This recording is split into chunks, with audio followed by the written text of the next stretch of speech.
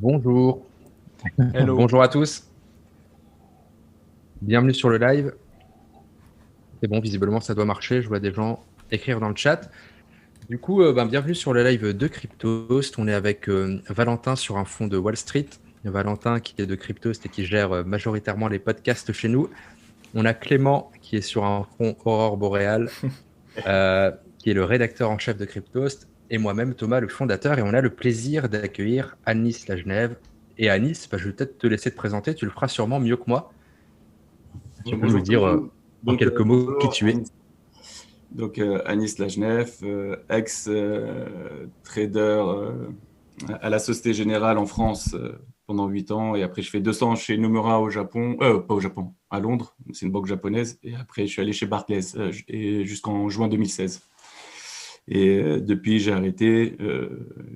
Je maintiens un blog sur Mediapart où je parle de finance, d'économie, un peu de tout.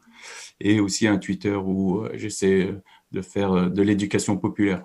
Et en fait, je m'éduque moi-même aussi à travers les interactions avec les gens. Et depuis 2 ans, j'ai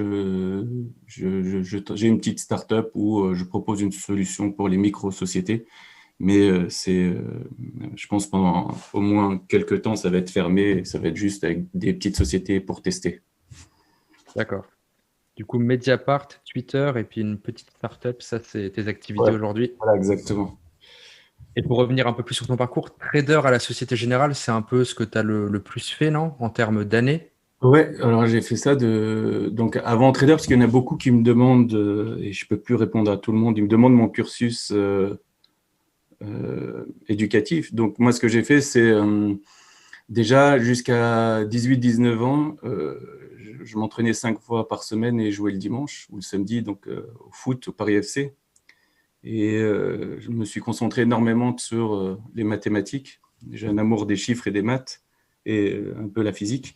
Et donc, j'ai fait une prépa juste après le foot. Et tu sais, le truc qu'on dit, je me suis fait les ligaments croisés, etc. Je ne vais pas le dire aujourd'hui. Je me suis pas... J'y ai pensé. je me suis pas...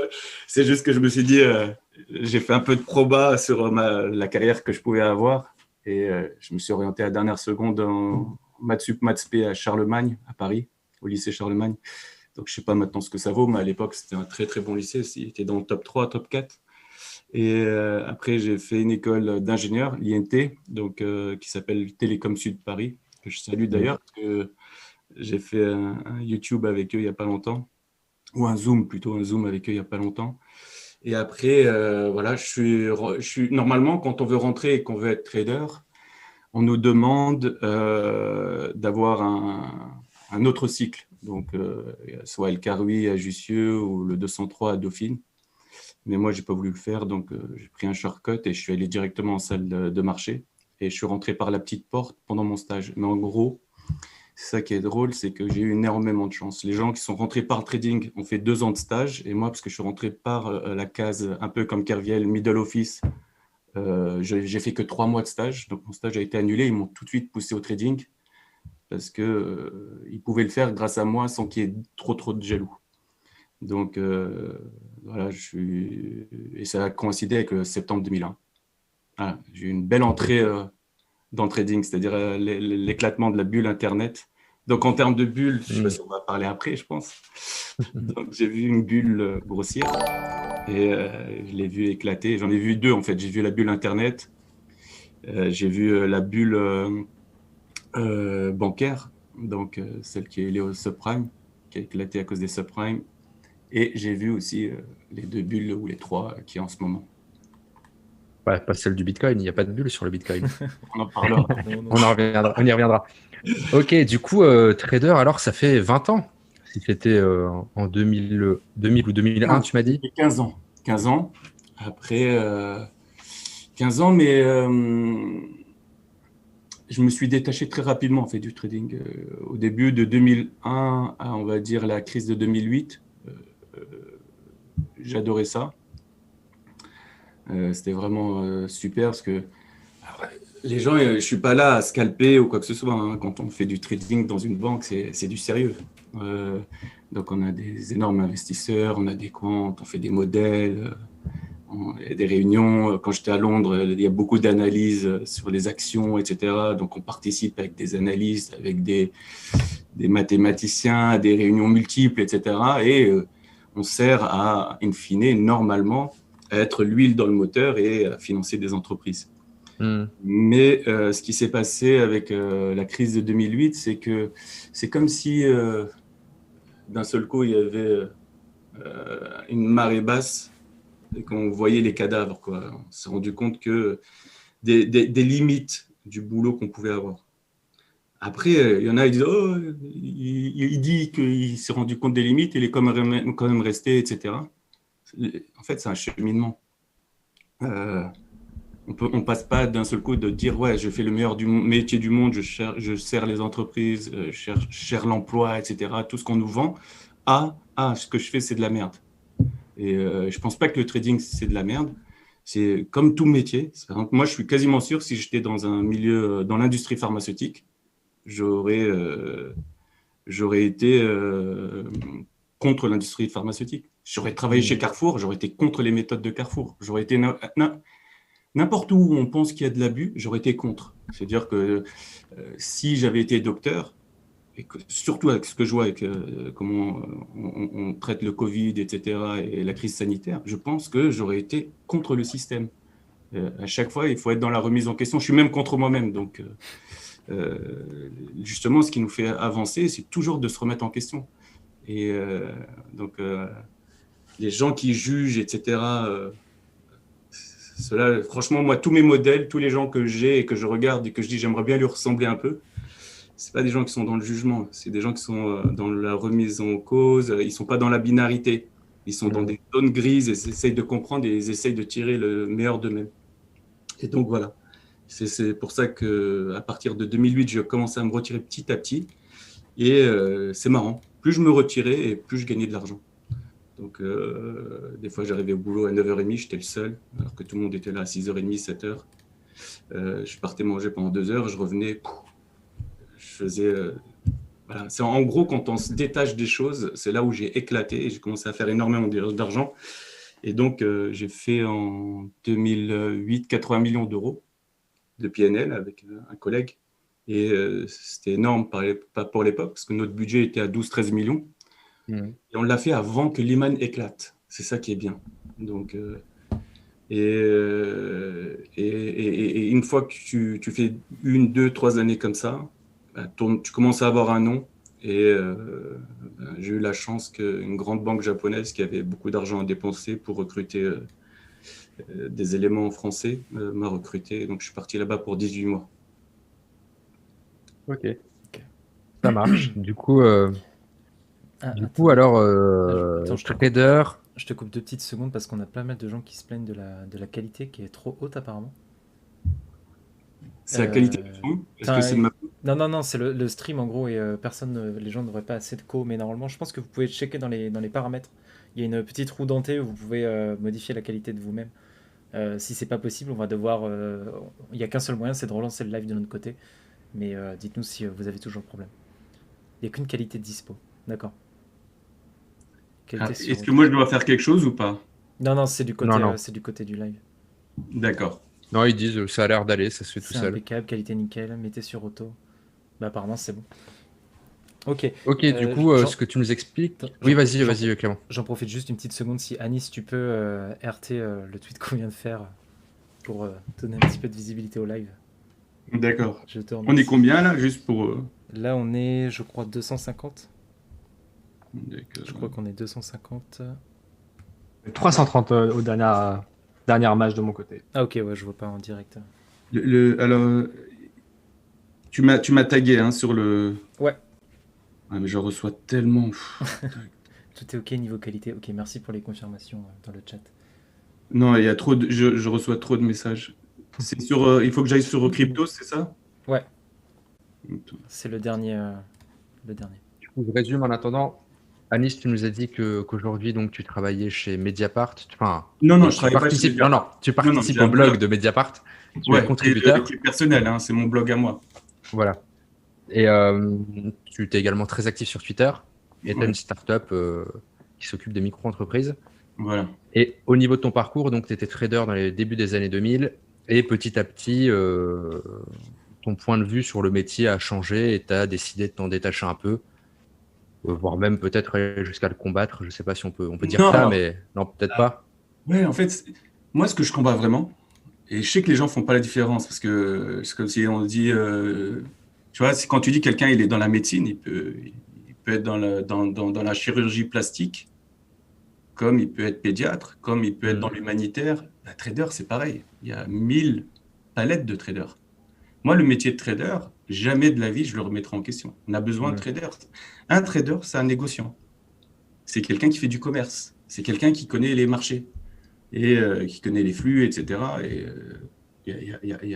jamais de la vie, je remettrai en cause le métier de trader, que j'ai adoré et que j'adore jusqu'à maintenant.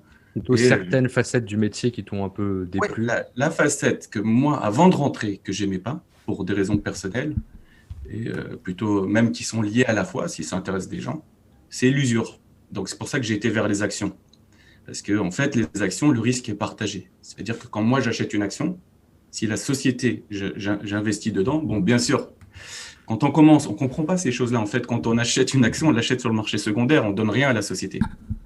On achète une action d'occasion. C'est comme si je dis je vais aider Renault en achetant une voiture d'occasion.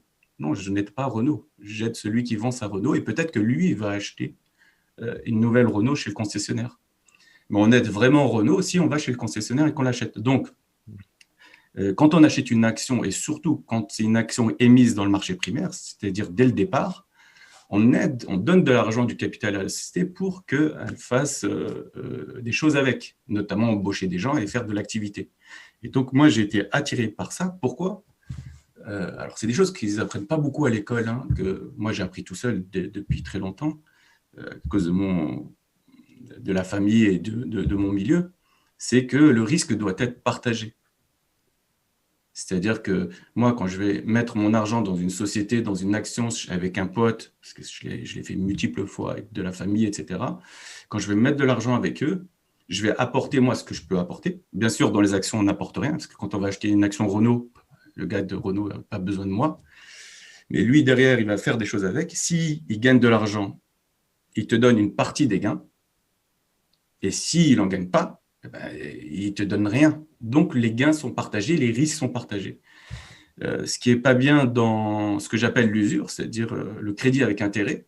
Donc, tout ce qui est… alors, c'est la partie pour moi qui était crédit, fixed income, etc., qui sont les obligations, etc. C'est que tu prêtes de l'argent, que la société gagne de l'argent ou en perd, quoi qu'il arrive, il faut qu'elle te paye des coupons, des intérêts. Et ça, c'est un risque qui n'est pas partagé, c'est une digitale, c'est-à-dire qu'elle te presse pour te payer les intérêts et pour toucher, elle, ce qu'elle t'a prêté. Mais si elle te presse trop, à un moment, c'est comme un fil qui éclate, un ressort qui éclate, et ben c'est la faillite et la boîte a tout perdu. Et à ce moment, elle te dit « Ah, bah attendez, moi aussi j'ai pris des risques. » Et tu vois, la digitale qui va se passer là, elle est beaucoup moins smooth, lisse on dit en français, elle est beaucoup moins lisse que dans un partenariat où c'est du win-win. Tu gagnes, je gagne, tu perds, je perds avec toi, pas de problème, tu ne payes pas de dividendes, l'action va baisser et je prends mes responsabilités.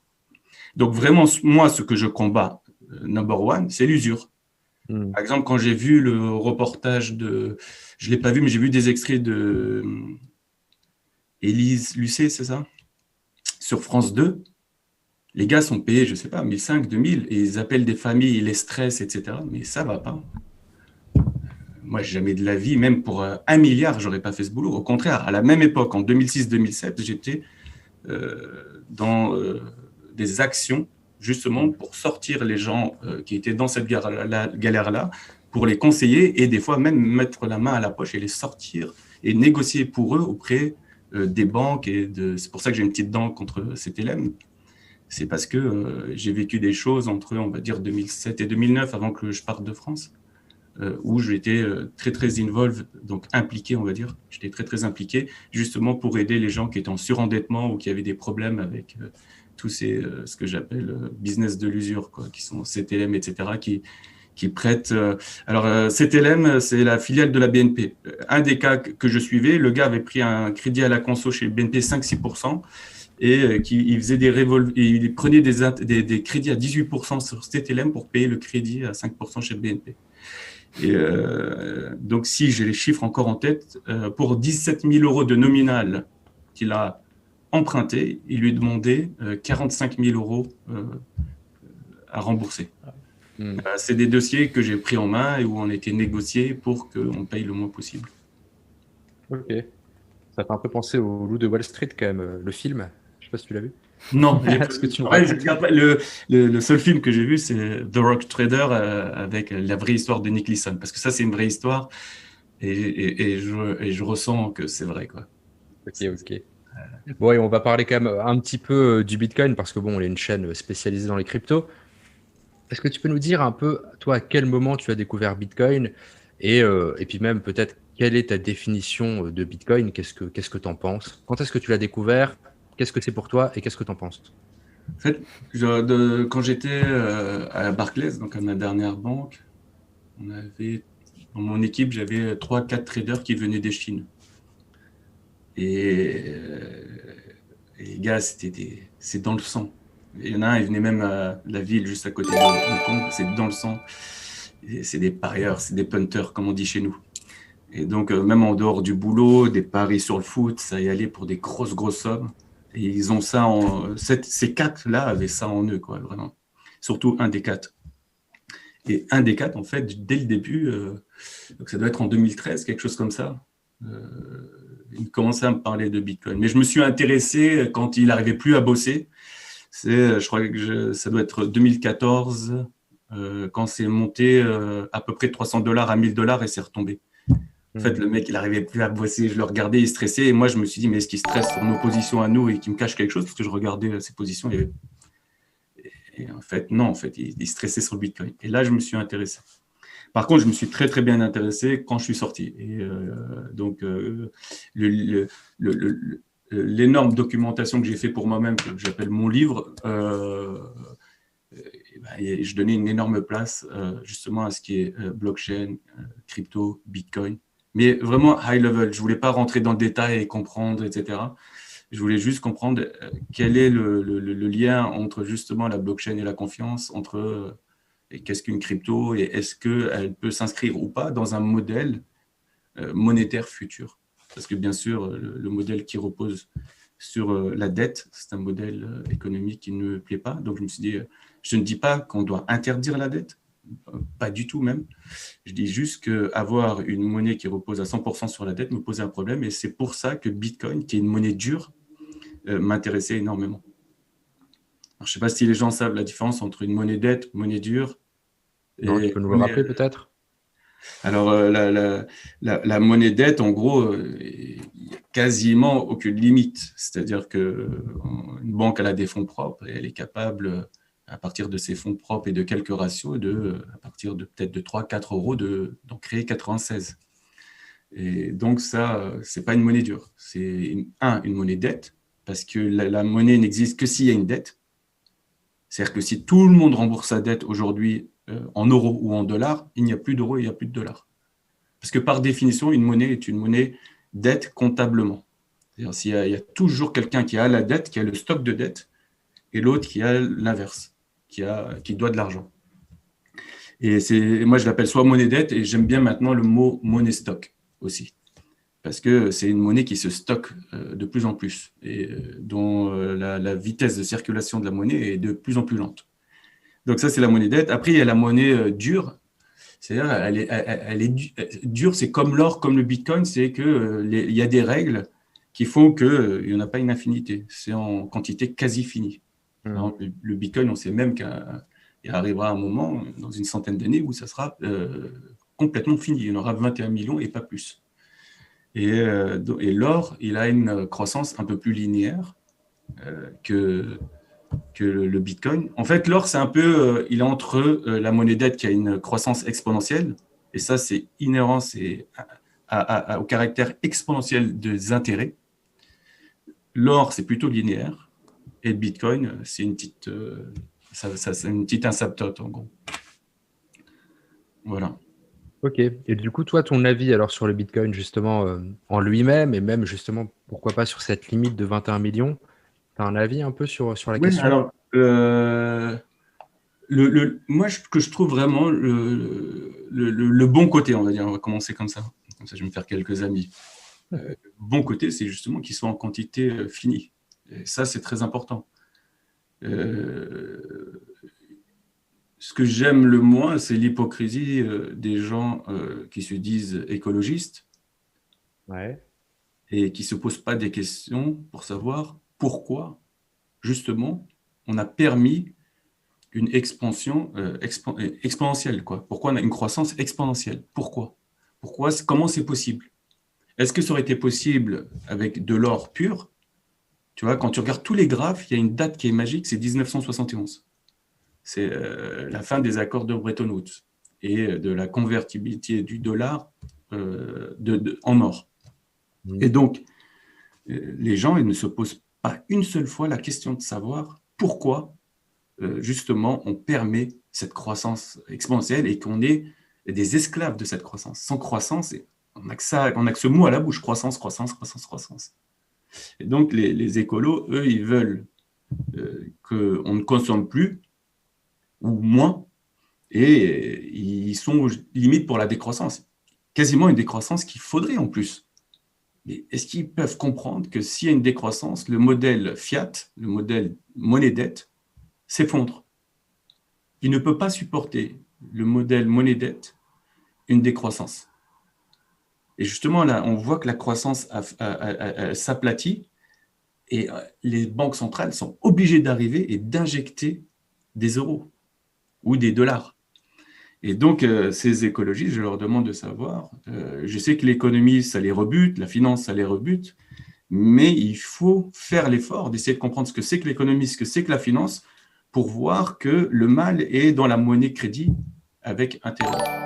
Et donc, moi, ce que j'aime dans le Bitcoin, c'est qu'il est en quantité limitée. Et justement, c'est un frein, un peu comme l'or pouvait l'être avant 71, c'est un frein à cette expansion ou cette croissance infinie. Ça, c'est le premier point. Et, alors, ce que j'aime pas dans le Bitcoin, c'est deux choses qui sont très très simples. C'est premièrement l'origine. 2008. Comme ça, moi j'aime la transparence. Ça te fait peur que le créateur soit inconnu? Voilà. On ne sait pas si c'est un groupe, une personne.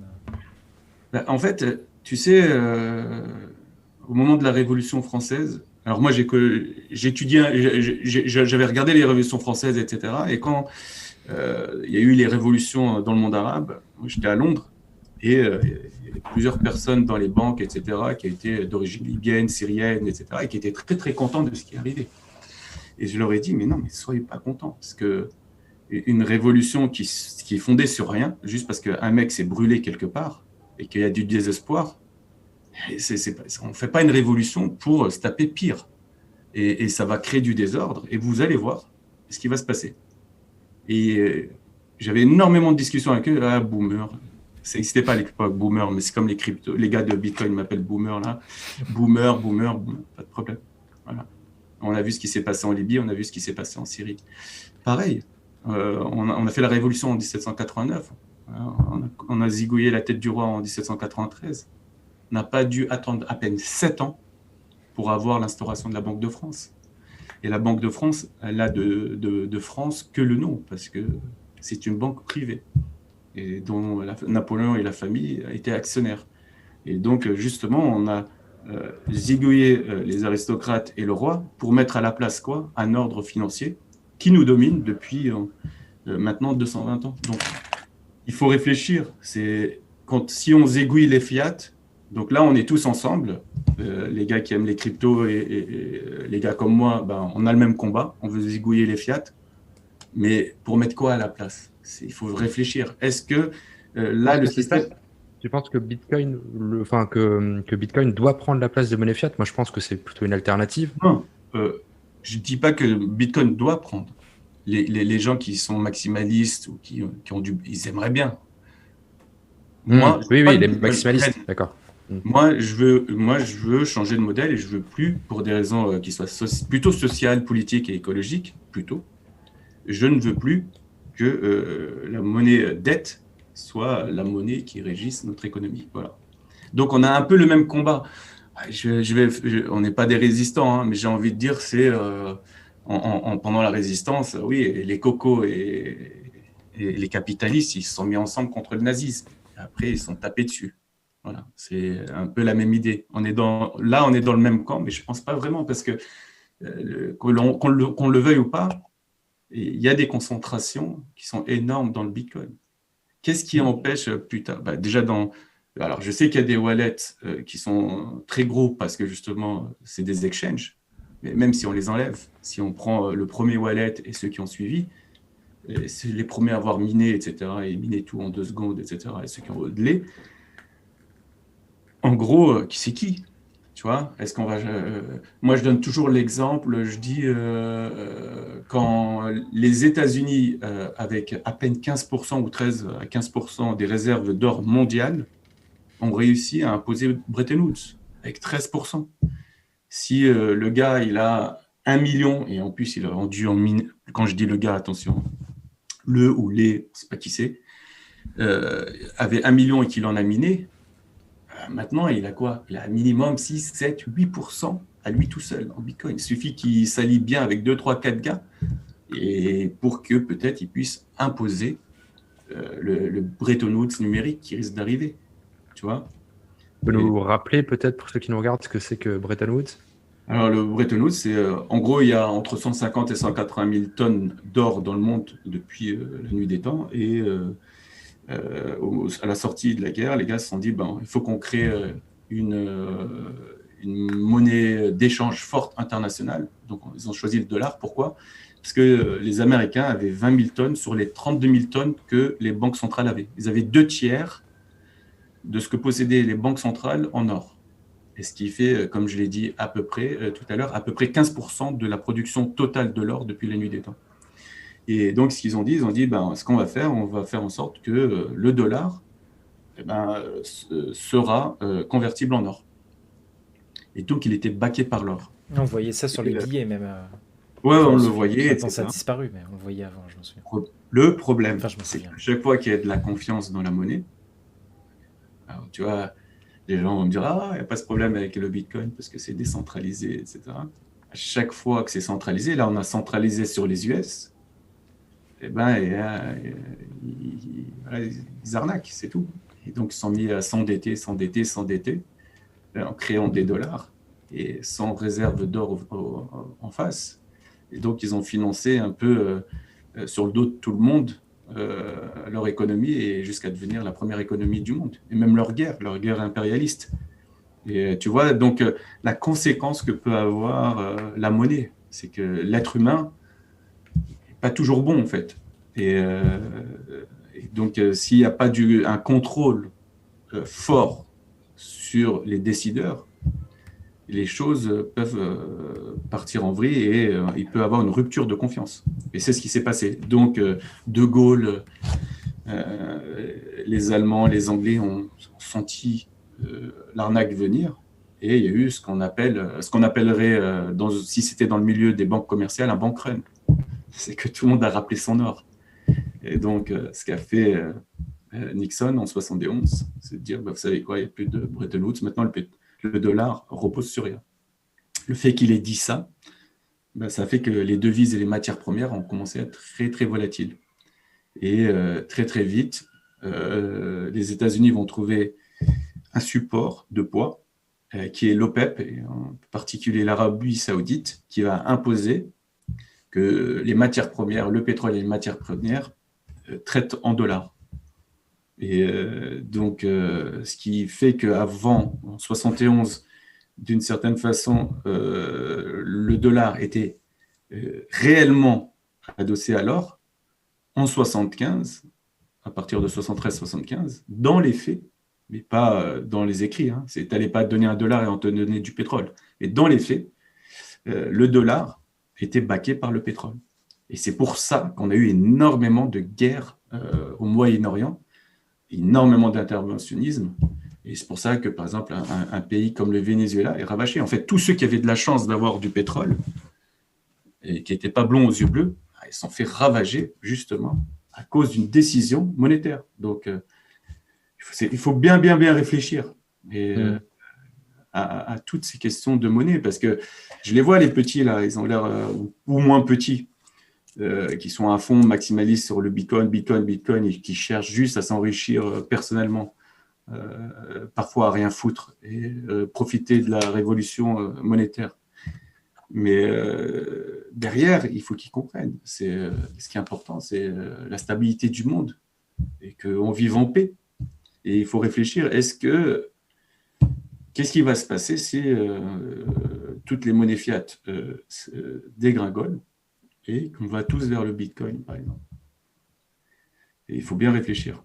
Après, tu vois, si le Bitcoin réussit, c'est parce que on a fait confiance à d'autres gens qui sont les banques commerciales et les banques centrales. Et c'est des voyous, quoi. Ils ont profité. En gros, il y a eu, si je pouvais faire simple, entre 71, donc c'est la date qu'il faut retenir, c'est 2008. C'est-à-dire qu'entre 71 et 2008, grosso modo, ils ont profité des intérêts, parce que les intérêts ont explosé. Il y a eu de l'inflation, il y a eu plus d'intérêts gagnés que d'inflation. Et donc, les taux réels étaient positifs.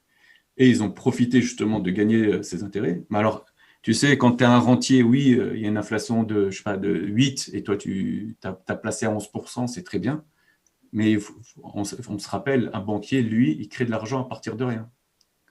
Et donc, quand lui, il crée à partir de rien et qu'il encaisse 11%, mais qu'il n'a que 1 ou 2% de défaut, il s'en met plein les poches. Et donc, quoi, ils vont fourguer tout le monde, c'est dans l'immobilier. Pourquoi ? Parce que l'immobilier, c'est un investissement sûr pour le banquier. Il est sûr que le gars ne voudra jamais que sa famille se retrouve clodo à la rue SDF. Et aussi, s'il déconne, hop, il lui prend la maison. Et donc, c'est un asset réel derrière. Et ils ont fait ça jusqu'en 2008. À partir de 2008, on a éclaté. Là, la ruse a tourné. Ils gagnaient plus d'argent sur les gens à peu près aisés, on va dire, ou moins d'argent sur les gens aisés. Parce qu'en ce moment, par exemple, on peut emprunter dans l'immobilier à 0,8. Donc, les gens, ils disent « Ah, il n'y a pas d'usure ». Il y a toujours la maman qui emprunte en revolving à 15% chez ses TLM. Et tout ce qui est à consommation, c'est 6%.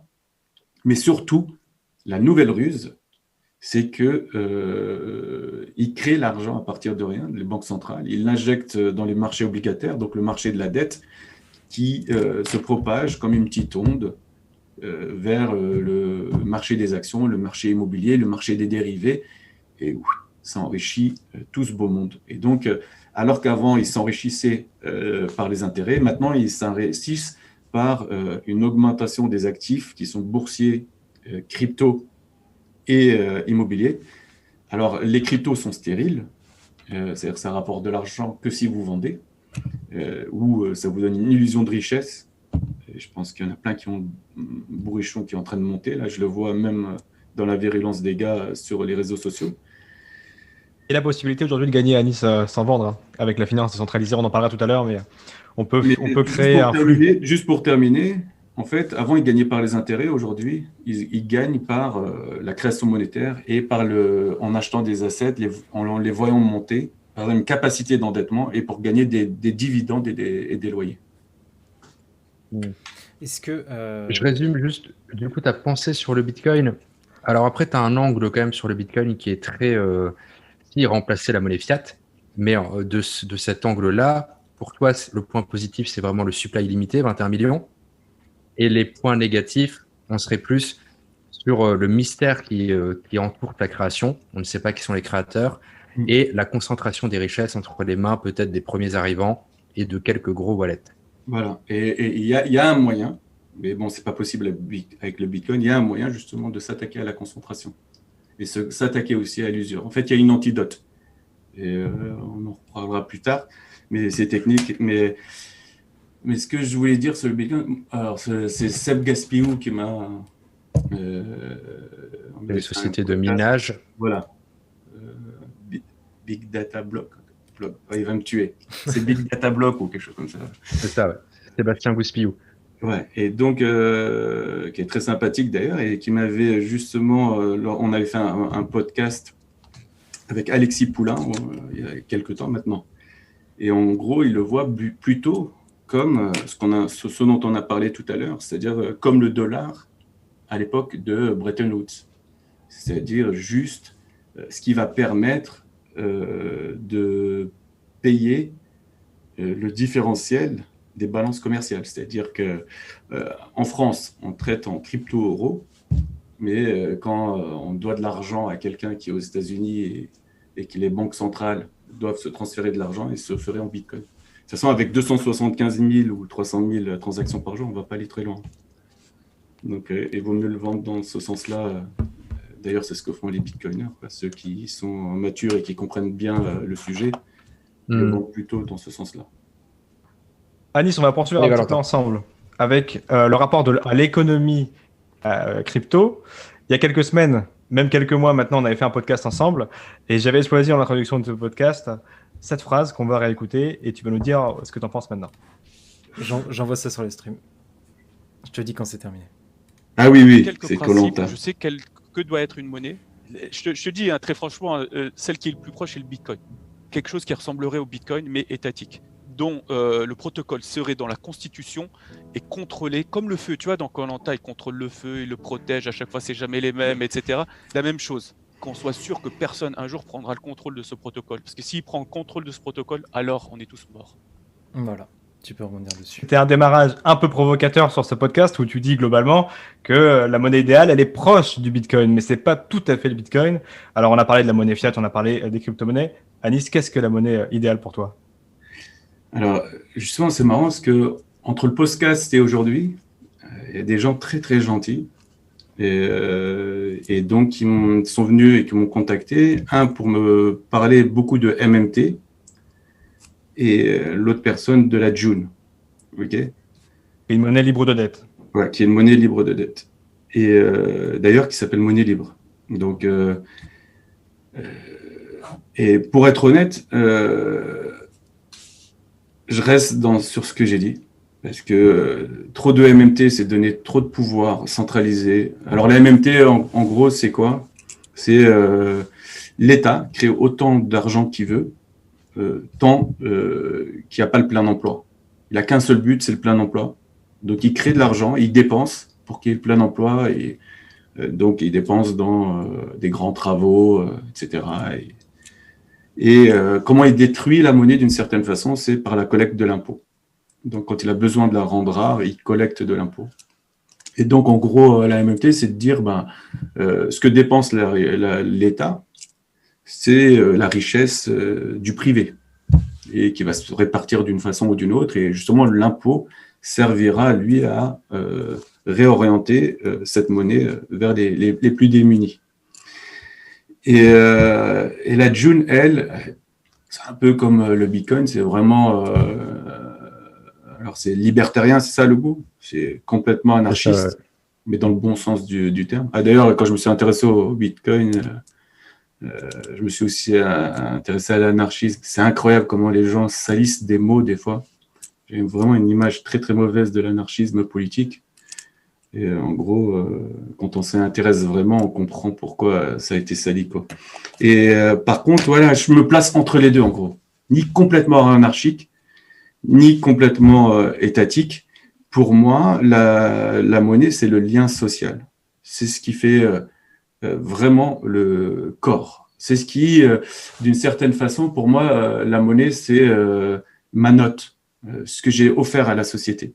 Normalement, on n'aurait pas besoin de notes, etc. Mais voilà, j'ai travaillé, j'ai offert un service à la société, j'ai aidé des gens, etc. Je suis payé en monnaie. En fait, ce sont des jetons. Moi, je le vois comme un jeton que je peux réutiliser en achetant des choses, des biens et des services.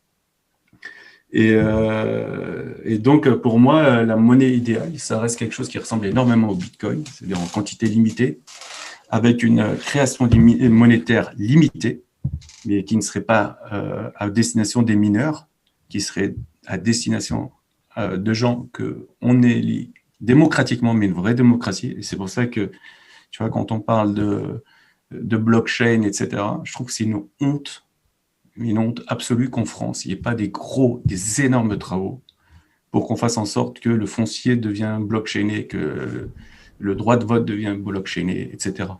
C'est incroyable. L'état civil devient blockchainé.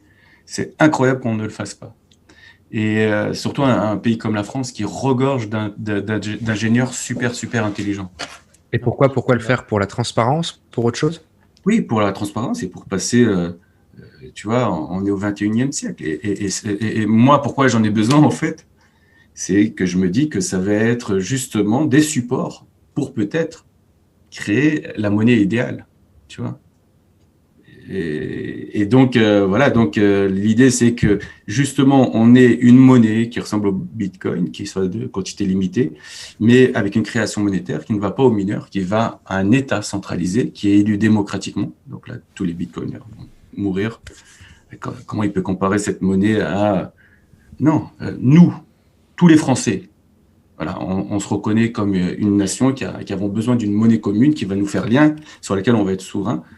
On décide démocratiquement au départ des règles de cette monnaie et du protocole. Okay, on va décider dès le départ. Ça ne va pas être changé en cours de route par les décideurs, par nous. On va décider dès le départ la création monétaire qu'il va avoir par an, par exemple 3% de la création monétaire, de la masse monétaire, pardon, qui va aller à l'État. Et ça, en gros, à charge pour lui de nous demander le moins possible d'impôts et de faire fonctionner l'État avec ses 3%, mais pas que. Et c'est une idée fixe, parce que pour moi, c'est l'antidote à l'usure, mais c'est aussi l'antidote à la thésaurisation qui est fortement attachée au Bitcoin. C'est de faire que la monnaie fonde, c'est-à-dire que si la monnaie, tous les jours, on prélève un tout petit peu de la monnaie, elle se n'évapore pas, elle fond, donc ça coule, il y a de l'eau. On récolte, c'est comme une taxe sur la monnaie, on récolte la monnaie et on la donne aux plus démunis. Et ça encore, c'est nous qui allons décider de façon étatique. La June, par exemple, ils sont contre cette idée-là. Tout est décidé à l'avance. Il n'y a pas d'État, c'est complètement libertarien. Une fois que tu rentres dans le réseau, tout est décidé par des maths. Et je trouve, je ne connaissais pas, je trouve que c'est un peu extrême. Le truc que j'aime pas sur la June, parce que tu m'avais demandé, Valentin, la dernière fois, ouais, c'est que, tu vois, ce que j'aime chez le Bitcoin, c'est que c'est une quantité limitée. Ce que j'aime chez l'or, c'est une quantité quasi limitée avec une croissance qu'on connaît à peu près. Et en fait, ce que j'aime pas avec la monnaie fiat, c'est que, vous voyez, on parle en ratio de PIB, etc. C'est que c'est relatif, c'est pas absolu. Le Bitcoin, c'est absolu. L'or, c'est quasi absolu. C'est des quantités chiffrées, 21 millions. Voilà, c'est un chiffre.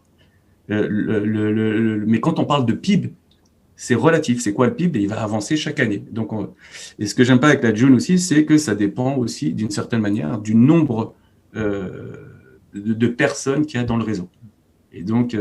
Du coup, c'est ta monnaie idéale, ça. Ça serait une monnaie avec une taxe qui est prélevée sur tous les porteuils, voilà, qui est redistribuée. Taxe, hein. Parce que sinon, je vais avoir tous les avares et les radins qui vont sauter dessus demain sur Twitter. C'est une petite taxe, toute petite. Tu vois, c'est 1 centime pour 100 euros. Ouais. Avec une redistribution monétaire aux plus pauvres. Ça fait 2,6% qui vont aux plus pauvres. Et ça sert à quoi? Ça sert à faire que la monnaie... Par exemple, tu sais, on dit qu'il y a beaucoup de portefeuilles qui sont perdus. Dans le Bitcoin. Avec cette fonte, tu le récupères à un moment, cet argent. Au bout de 30 ans, tu récupères 50% du portefeuille. Après, il en faut beaucoup plus parce qu'en fait, c'est le contraire de l'exponentiel. Là, c'est logarithmique. Donc, au début, tu récupères 2,6, mais après, tu récupères 2,6 de 97,4 et ainsi de suite, et ainsi de suite. Donc, tu récupères de plus en plus et ça va converger vers zéro. Mais tu vas récupérer l'argent. Même si le portefeuille, le gars a oublié son mot de passe, etc., c'est pas grave. Il a fait une bonne action, on va le récupérer pour les plus pauvres. La monnaie idéale pour toi, c'est ça. Donc, c'est une petite taxe pour redistribuer les richesses. Également, la création monétaire, une petite part qui va à l'État, 3%, tu disais environ. Voilà, exactement, pour tout ce qui est régalien. Mais moi, je dis que ça va à l'État. Mais si, collectivement, on dit non, on ne fait pas confiance à l'État, il va prélever des impôts. C'est pour ça que je t'ai dit j'ai besoin d'une blockchain sur l'État civil. On peut dire qu'on le distribue de façon égalitaire, celui-là. Il ne va pas aux plus pauvres. De façon égalitaire. sur tous les gens qui D'accord. sont justement dans. Et dans du les- coup, les portes. le dernier gros point de ta monnaie, ça serait donc un consensus qui permet au peuple de voter et de donner les règles de la monnaie. Voilà, par exemple, Ça ne doit pas figer dans le protocole, en somme. Voilà, s'il y a des moments de crise où on a besoin d'augmenter de façon très ponctuelle le taux de la fonte, ben, ça peut être décidé. Tu vois, par exemple, en temps de crise, en temps de guerre, tu peux dire, ouais, ben, les gars, hop, on va faire tourner la fonte plus rapidement. Ou la création monétaire, on est en temps de reconstruction, on a besoin de reconstruire, on peut, mais il faut que ça soit très, très, très encadré. Parce que, tu vois, ça doit être encadré dans le protocole de départ. C'est lui qui peut donner les règles. Après, le projet est intéressant. Effectivement, la blockchain, la crypto-monnaie, on peut faire ça assez facilement. Mais ça reste quand même assez utopiste de vouloir remplacer vraiment la monnaie fiat. C'est impossible même. Le fiat, on ne pourra jamais remodifier ce qu'il fait. J'ai plein de trucs dans ma vie. Si je disais le nombre de fois, tu sais pourquoi j'ai réussi dans le trading? Parce que quand je voulais être footballeur, on me dit que c'est impossible. On me l'a dit peut-être 100 fois. Et je l'ai cru. J'étais tellement enragé d'avoir cru ça. J'ai dit le jour où je vais être en prépa ou en banque, je vais tout casser. Voilà, je suis parti avec c'était pour venger le petit Anis qui voulait devenir footballeur. Je dis voilà, je vais devenir un trader et je vais être le meilleur trader. En fait, il faut toujours avoir des rêves. Tu vises la lune, mais tu arrives en haut de l'arbre, tu as gagné, tu es au-dessus de tout le monde. Donc il faut, tu sais, eux, quand je dis eux, c'est ceux petites castes là, tout en haut là, ils sont pas nombreux. Mais justement, ils sont forts parce que nous, on n'est pas unis. On se tape sur la gueule tous les jours. Ah, toi, t'es Frexiteur, toi, t'es Bitcoiner, toi, t'es extrême droite, toi, t'es ceci, t'es cela, toi, tu viens des quartiers. Mais si vraiment on est tous ensemble unis et qu'on a des buts élevés, tu vois, je pense que les gens qui ont renversé la monarchie, ils n'étaient pas très nombreux non plus, tu vois. C'est qu'à un moment, il ne faut pas renverser, je pense qu'il faut réfléchir et discuter ensemble, mettre les graines et après, t'en sais rien, l'histoire s'accélère. Si tu disais à un Roumain ou un Yougoslave, un Roumain, tu disais que Ceausescu allait tomber, ou un Allemand de l'Est, tu lui dis, bah, tu sais, ce mur-là, dans 6 mois, il va tomber, mais il t'aurait jamais cru. Pareil en Yougoslavie, quand il y a eu les premiers heures, si tu leur disais qu'à un moment, leur pays allait être explosé et qu'ils allaient avoir une guerre civile, 2 ou 3 années avant que ça arrive, et ils n'auraient jamais cru. L'histoire s'accélère. Et nous, il faut juste qu'on ait ensemble un modèle, et pourquoi pas le Bitcoin qui reste derrière, tu vois, et qui puisse être utilisé, comme on a dit, comme a pu l'être le dollar à un moment donné. Mais au moins, on est français. On va accélérer un peu Thomas parce qu'on a beaucoup de, de questions à poser. Excuse-moi. Anis, juste pour terminer sur cette monnaie libre de dette par rapport à la monnaie fiat, il y a un exemple que tu nous avais donné quand on a préparé cette émission, c'est la sueur que tu vas donner pour accéder à des biens ou celle qu'on va te donner. Est-ce que tu peux revenir sur cette petite image avant qu'on poursuive, qui était assez parlante? Ce que je disais, ça c'est ce que j'aime, je l'ai dit tout à l'heure sur le Bitcoin, c'est que le Bitcoin comme l'or, tu as déjà donné à la société une preuve de travail. Quand tu as été miné le Bitcoin, d'une certaine façon, tu as mis en place les algos qu'il fallait, les machines qu'il fallait, etc. Et tu as été miné le Bitcoin et tu sers à quelque chose, en fait. Tu sers à faire en sorte que les transactions soient établies. Quand tu vas chercher l'or, c'est pareil. Tu es cherché l'or avec ta pioche ou dans la mine, tu as effectué ton travail et donc ta sueur, elle est concentrée dans justement le Bitcoin. Partiellement, parce qu'il y a énormément de confiance et de foi et d'amour de l'argent, etc. aussi qui est concentré dedans. Mais il y a quelque chose qui est dedans. Et tu es libre de le dépenser comme tu veux. Tu n'as une dette envers personne. Parce qu'il y en a beaucoup qui disent qu'une monnaie, ils ont lu Graeber, etc., 5000 ans de dette, il leur a mis dans la tête à tous, ils n'arrivent pas à s'en sortir. Ah oui, c'est extraordinaire. Les gens, ils passent d'un côté à l'autre. Ah, la monnaie peut être que dette. Ils ont ça en tête, etc. Il y a un économiste quart d'Angers là, qui n'arrête pas de dire ça, mais attendez, la monnaie, ça peut être que de la dette. OK ? Je suis désolé, non. Le Bitcoin est libre de dette. L'or est libre de dette. Je suis désolé pour l'universitaire tocard. Je suis désolé. Non, je suis d'Angers, c'est pour ça me fait sourire. Je connais David. Ah, qui c'est. Pourquoi Voilà. tu dis au prénom? Non, mais voilà. Non, mais c'est vrai qu'il a une vision sur la dette, effectivement, qui est en tout cas très différente de la tienne. Et effectivement, je sais que ça, Et la de temps monnaie. en temps, vous vous échafourez sur Twitter. Ah oui, Effectivement. parce que justement, moi, c'est pour ça que alors, j'aime le Bitcoin, c'est pour ça. Ou l'or, c'est pour ça, etc. Mais je préfère, comme on a dit tout à l'heure, la monnaie libre dont on a parlé, qui est à tout le monde et qui est Vous libre avez de des avis divergents, en tout cas. Voilà. Par contre, quand c'est la monnaie fiat, c'est ça qu'il faut qu'ils comprennent, les gens, c'est une monnaie comptable. C'est-à-dire qu'il y a toujours un plus 1 et un moins 1. C'est-à-dire que quand je veux acheter un ordi ou une télé, j'ai même pas travaillé, j'ai même pas sué, le banquier me donne le droit de l'acheter. Et en fait, ce que je dois faire, c'est après coup, mettre ma sueur dans cet argent pour le détruire et après payer les intérêts du banquier. Et donc, en fait, tout le cycle économique est inversé. Et c'est pour ça que je dis aux écologistes, si vous êtes vraiment écologiste, vraiment, vous devez être pour une monnaie libre de dette. Parce que si vous êtes pour une monnaie où je peux consommer avant même d'avoir travaillé, ça, c'est incroyable. Parce que quasiment, hein, au premier ordre, il y en a qui vont dire, mais je ne comprends pas, moi, j'achète, je travaille et après, je consomme. Mais ce n'est pas vrai. Au premier ordre, tout le monde, c'est-à-dire si on prend la moyenne de tout le monde, et la monnaie n'existe que si elle est une dette avant. Donc, les gens consomment, surtout les sociétés, les grosses sociétés, l'État, etc., et après remboursent. Je suis sur le fond de Wall Street, que les gens connaissent bien, qui est le cœur de la finance dans le monde. Il y a un point qui est toujours un peu difficile à comprendre et que tu as souvent parlé en interview. Toi, ton élément déclencheur de la puissance d'un trader sur le monde, c'était une histoire avec Alcatel, dont tu vas nous reparler tout à l'heure. Quel impact ont les traders par rapport aux stocks qu'elles vont trader, in fine sur les entreprises, in fine sur les métiers?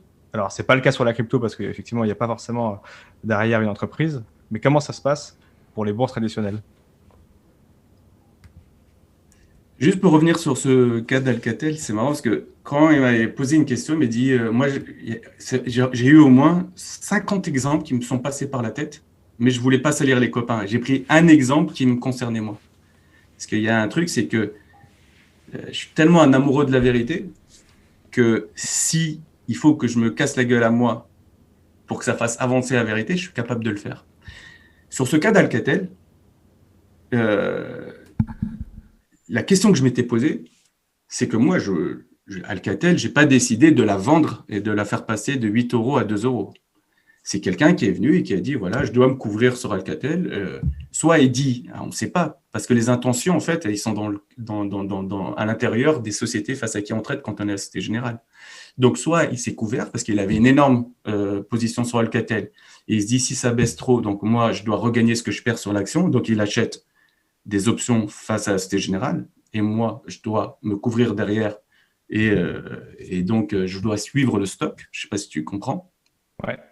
Ou soit, non, c'est un gambler qui a dit, moi, je pense que cette action va aller à zéro, comme ce qui s'est passé avec GameStop. Moi, je pense que tu vois, une vente à découverte via les options. Moi, je pense que cette action va aller à zéro. Je vais acheter un put, donc jouer à la baisse via les dérivés sur l'action. Et si ça baisse, je vais me faire des milliards. D'ailleurs, ça a très, très bien marché. Et ce qui se passe, c'est que, en fait, il y a quelque chose dans la bourse, et c'est la même chose avec GameStop ou l'histoire que je suis en train de raconter, la vente à découvert, le levier, etc. C'est que, et ça, c'est marrant, je l'ai compris après, en fait. Moi, j'ai toujours cru que je jouais avec l'argent de la Société Générale. Au mieux, je pensais que, en gros, on leverageait avec l'argent de la BCE ou quoi que ce soit, mais rien du tout, en fait. Ce qu'il y a dans la bourse qui n'est pas bien, c'est qu'il y a du leverage. C'est-à-dire que quelqu'un qui est dans un hedge fund ou dans une banque, etc., en fait, il joue avec de l'argent qu'il n'a pas. Donc, s'il n'a pas cet argent-là, il est à qui, en fait? On dit, non. Certains pensent que j'entendais des gens des hommes politiques de gauche à l'époque disaient, ils jouent avec l'argent des épargnants. Non, ils jouent avec de l'argent qui est à personne. Et donc, c'est marrant, c'est ce que je dis tout le temps, c'est que s'il est à personne, il est à tout le monde. OK?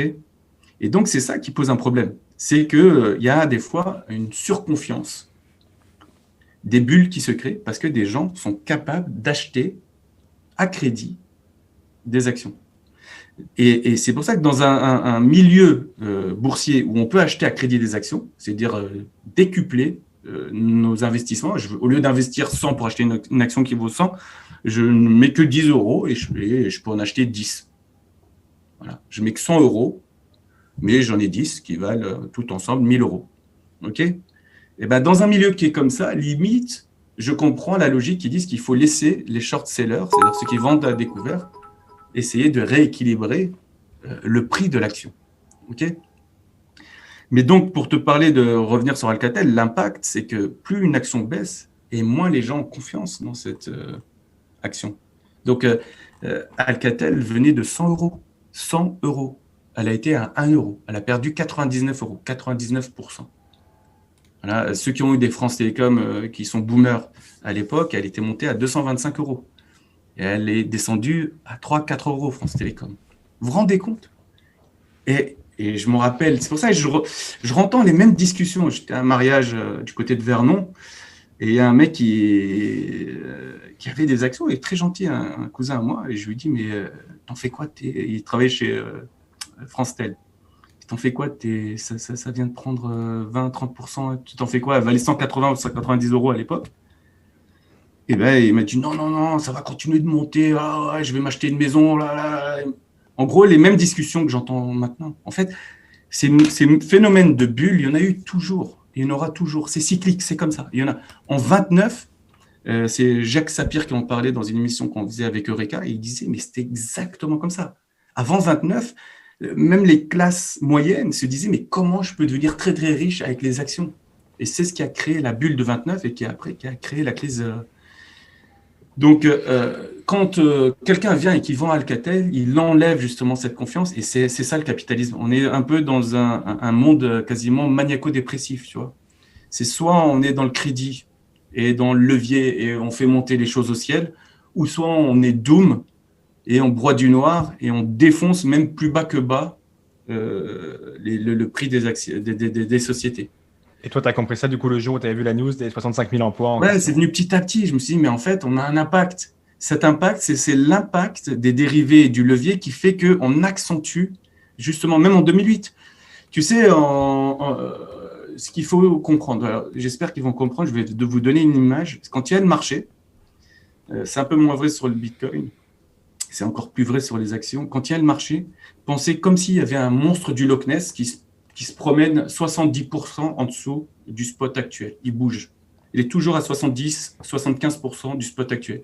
Ça veut dire que si le S&P il est autour de $4 000, donc l'indice américain, c'est en gros autour de 3 000. Si on va là-bas, c'est une catastrophe finie. Pourquoi ? Parce que là-bas, le monstre du Loch Ness des marchés financiers, ce sont là où il y a tous les produits dérivés qui sont logés. Et pourquoi ? Parce que les gens, tu vois, par exemple, ils vont vendre de la prime, et quand ils vont la vendre, ils vont se dire, mais attends, le S&P, jamais il valait à $3 000. Tu vois, quand le S&P valait 3005 juste avant 3004 juste avant le Covid en février 2020. Si tu avais dit à quelqu'un dans un mois il va valoir 2003, je te jure, il te frappe.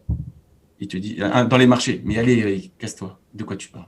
T'es doom, c'est la fin du monde. Tu sais, tu comprends, c'est que les gens en fait, ils veulent être dans la négation de cette virtualité qui arrive, c'est-à-dire qu'on s'écarte de la réalité.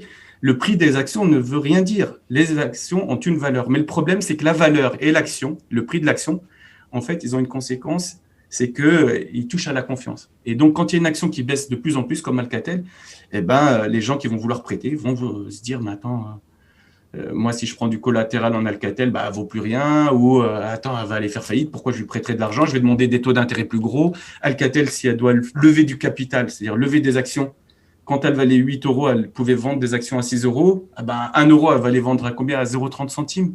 Et voilà, on rentre justement dans une exagération des mouvements. Tu vois ? Dans cette Pas exagération. si c'est clair, mais n'hésite pas à me poser une question si c'est pas assez clair. Clément, tu as un œil sur le chat. Est-ce que les gens ont réussi à intégrer un peu ? C'est vrai que c'est compliqué, là, on rentre vraiment dans la technicité du trade. Mais en tout cas, effectivement. Simplifier parce que c'est beaucoup plus compliqué en réalité. Je pense que ça. Ouais, mais c'est vrai que la barre est déjà haute ce soir. Il me reste 2 questions. On va parler un petit peu de la finance décentralisée. Quand on s'était vu dans le podcast la dernière fois, effectivement, c'était commencé à bien en parler. Là, on est vraiment bien ancré. Tout à l'heure, tu nous disais qu'on ne pouvait pas vendre, enfin, tant qu'on ne vendait pas ces actifs crypto, on ne gagnait pas. Aujourd'hui. La finance décentralisée permet de les placer et d'avoir un flux sans vendre l'actif. Est-ce que tu penses que cette finance décentralisée, et on a eu l'occasion d'en faire un papier il y a quelques semaines, au moment effectivement de GameStop, est-ce que cette finance décentralisée qui remet les outils financiers d'une partie des gens de l'époque, à savoir les traders ou les grandes fortunes, dans la main des gens qui en ont un petit peu moins et qui peuvent avoir parfois les mêmes outils désormais, est-ce que c'est une chance, une opportunité ou une menace pour le monde de la finance actuelle? Déjà, j'ai envie de dire le fait qu'on ne se fasse pas confiance, okay, c'est un coût énorme politiquement et économiquement. C'est-à-dire que nous, tu vois, Valentin, si demain tu dis j'ai besoin de 15 000 euros, je vais les rendre dans 3 mois, etc., tous tes copains, ils vont partir, tu vois. Ouais. Ok. Par contre, si tu vas à ta banque, lui, il va regarder, il connaît par cœur. Il sait ce que tu gagnes par mois, là où tu dépenses, il connaît toute ta vie. Ok. Et il va te prêter avec intérêt, etc. Tu vois. Donc, on a appris à plus faire confiance, à faire confiance au banquier. Et après, on se plaint qu'il a trop de pouvoir. Ok. Donc ça, c'est un coût économique qui sont les intérêts, mais ça a aussi un coût social. C'est que, par exemple, quand tu vois Bruno Le Maire, il est obligé de se prostituer et de montrer une belle figure de la France à tous les investisseurs, aller au marché, etc. Il est soumis au marché. Ok. Et donc, c'est aussi un coût politique. Parce que une fois que toi, tu as payé des intérêts, etc., et que petit à petit, les banques ont des lobbies importants, que ce soit auprès de la Banque centrale, ils placent leurs pions et qui financent indirectement ou directement Macron ou quelqu'un d'autre, tu vois, celui qui vont décider. Et ben, une fois qu'ils vont faire ça, ben, c'est fini. On leur a donné un pouvoir, les mecs, un pouvoir politique, un pouvoir économique. Donc ça, c'est un coup. Après, quand on dit la défi, d'ailleurs, mets un petit message à mes copains écologistes. S'ils se plaignent que le Bitcoin il coûte en électricité, si vraiment ils étaient sincères, ils devraient réfléchir à une société où on construirait les outils qui permettent vraiment d'avoir une société qui se fait confiance. Tu vois ? C'est-à-dire le fait que la banque, elle regarde à chaque fois qu'elle a un client sa ligne de crédit, c'est-à-dire est-ce qu'il est capable ou pas de rembourser, combien il est capable de prendre, etc. Si nous, on est capable sur des petits cercles de gens qu'on connaît parce qu'on sait à peu près combien ils gagnent, etc., et on est capable de mettre un petit billet sur eux virtuel, hein, tu vois, c'est ce qu'on appelle la ligne de crédit. C'est-à-dire que lui, tu dis au réseau, bah, les gars, je pense, hein, si vous passez par moi, je pense que lui, facilement, il peut rembourser 3 000 euros par mois ou 500 euros par mois, etc. Si on construit ces petits outils où on se fait confiance autour de nous et qu'après ça saute pour que tout le monde, cette confiance en fait se passe. Et tu comprends, c'est pas complètement, c'est pas décentralisé, c'est complètement, ça part de autour de toi et ça se propage après. Moi, je travaille sur ça en ce moment, par exemple. Je travaille tellement bien que j'arrive même pas à l'expliquer là. Mais en gros, tu fais confiance autour de toi et petit à petit, autour de tes cercles, tu as des cercles et quand il faut passer à un cercle et un peu plus loin, eh ben, la confiance passe par des points qui sont justement en intersection de tous les cercles. Il y a quelques mois, quand tu avais commencé à travailler là-dessus, tu me disais que tu aurais préféré que la finance décentralisée s'appelle l'économie décentralisée pour pouvoir justement se prêter justement, en fait à soi. Ouais, c'est ça. Hein. Parce que là, on va ces cercles interagissent. Là, je regardais tout à l'heure parce que je me dis, on va parler ensemble, je vais voir c'est quoi la défi. Mais en fait, ils sont en train de reproduire l'ancien monde avec des intérêts. Après, il y a des avantages quand même. On enlève le côté un peu discriminant de la finance traditionnelle où justement, tu t'en parlais, le banquier peut dire je ne souhaite pas prêter d'argent parce que tu as une maladie, parce que ci, parce que ça. Ah non, la finance décentralisée enlève ce côté discriminant. Il y a des points positifs. Non, et surtout, et alors je ne sais pas si elle l'enlèvera, mais moi, ce que je te trouve incroyable avec les banques, et ça, c'est plutôt un côté positif pour la finance décentralisée, parce que d'une certaine façon, les banquiers sont capables de prêter 10, 15 milliards pour le gaz de schiste aux États-Unis, une banque française. Hein. Moi, si j'avais le droit de dire à ma banque, excuse-moi, l'argent que tu prêtes, tu ne l'as pas, celui du gaz de schiste, je suis contre. Je vote contre, je mets mon veto. Tu vois, prête à un entrepreneur français ou à une industrie française ou un pêcheur français qui veut avoir un nouveau chalutier. Pourquoi tu prêterais des ricains du gaz de schiste? Ça ne va pas, non? Et tu vois, et donc justement, encore une fois, mes amis écolos, ils doivent se poser ces questions-là. Au lieu d'aller se promener, faire des manifs le samedi, etc. Ça, c'est des vraies questions d'écologistes. Pourquoi on laisse les banques prêter à des projets qui sont très carbonisés? Tu vois, parce que ça leur rapporte beaucoup d'argent. Et la DEFI, elle peut, elle, aider à faire en sorte que les gens se disent, peuvent choisir leurs projets plus sociaux, plus écologiques, plus nationaux, plus proches de nous. Et ça, c'est le bon côté. Tu as raison sur ce côté-là, il n'y a aucun souci. On reviendra avec Clément en dernière partie, plus des bitcoins, des cryptos et tout ça. Et moi, j'aurais une dernière question à te poser, que beaucoup t'ont posé dans les commentaires du podcast qu'on a fait ensemble. Certaines fois, c'est allé sur Twitter. Cette phrase, effectivement, que tu as dit dans le podcast, où tu disais globalement, l'endettement, l'accessibilité à la propriété est de plus en plus difficile, et tu as expliqué pourquoi. C'est vrai que beaucoup de gens disaient, moi, je vois pas en tant qu'ouvrier comment je pourrais ne pas accéder à la propriété sans faire de crédit.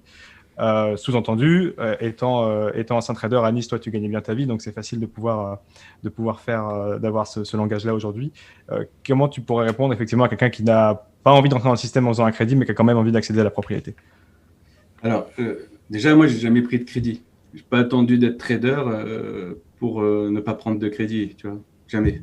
La première chose que quand j'étais stagiaire, je t'ai dit, je suis rentré, etc. Je n'étais même pas encore avec un CDI, que ma banque, j'avais juste tâté le terrain comme ça, juste pour voir, pour un appart à Courbevoie, à 140 000 €. J'étais encore stagiaire, je lui ai dit, écoutez, j'ai une promesse de CDI, etc. Ok, on te les prête. Et après, je m'en suis voulu parce que je dis, putain, il vaut 140 000 €. J'ai loué dans le même bloc, le même appartement, et en 2006 ou 2007, et il valait 280 320 000 €. J'ai dit, putain, tout ce que j'ai perdu parce que je suis resté droit dans mes bottes. Et en fait, je me suis rendu compte que... Alors, c'est personnel tout ce que je raconte, hein, je ne demande pas aux gens d'être pareil, parce que c'est une question personnelle, et moi, je ne peux pas rentrer dans les... Ils font ce qu'ils veulent. Celui qui prend un crédit, comme j'ai dit, la monnaie n'existe que parce qu'il y a du crédit. Si personne ne prend de crédit, il n'y a plus d'économie. C'est comme ça qu'elle marche, l'économie, et c'est une question qui est éminemment politique. Chacun ses principes, tu n'appelles personne à te suivre. Ah oui, bah oui, ça va pas. Chacun ses principes, etc. Et surtout, je suis pas là pour les juger, ça va pas. Il y en a des fois sur les commentaires, oui, j'ai pris un crédit, mais c'est parce que, mais fais ce que tu veux, mon avis, c'est pas grave, c'est la vie, tu vois. Tu as pris un crédit, tu comprends. Je suis pas là pour juger les gens. Moi, j'ai une vision politique. Comment on peut se sortir de la dette? Parce que moi, je pense être un peu plus fort que la moyenne dans la force et la mentalité, et j'ai pas pris de crédit, j'ai pas pris de dette. Tu vois, ça veut dire que tu as mis de côté, comment tu as fonctionné? Tu avais des flux suffisamment pour accéder à ce que tu souhaitais? Par rapport à des copains qui avaient acheté, qui étaient de la même génération que moi, qui avaient acheté, c'est qu'ils étaient plus dociles au boulot. Moi, j'étais beaucoup moins docile, que ce soit avec les boss, dans les risques, dans ce que je faisais. Tu vois, je prenais énormément de risques, tu vois. Et les gens, ils me disent, ouais, mais c'est très facile de revendre ta maison. Hein. Mais quand tu as des enfants et que tu dois payer le crédit, etc., si le boss te parle mal ou quoi que ce soit, le mec qui me parle mal, je le prenais par la chemise. Tu me parles plus comme ça. Tu comprends? Mais parce que du coup, tu avais des flux qui te permettaient d'accéder à ce que tu souhaitais sans faire de crédit. En fait, ce que je me suis rendu compte, et attention, c'est très personnel ce dont je vais parler, l'exponentialité que j'ai perdue par la dette, par l'effet de levier, en fait, j'ai eu un effet de levier social. C'est que j'étais cool, je m'en foutais tout, je prenais des risques. Je me disais, mais demain, il ne se passe pas que ce soit, je vais vivre chez ma mère.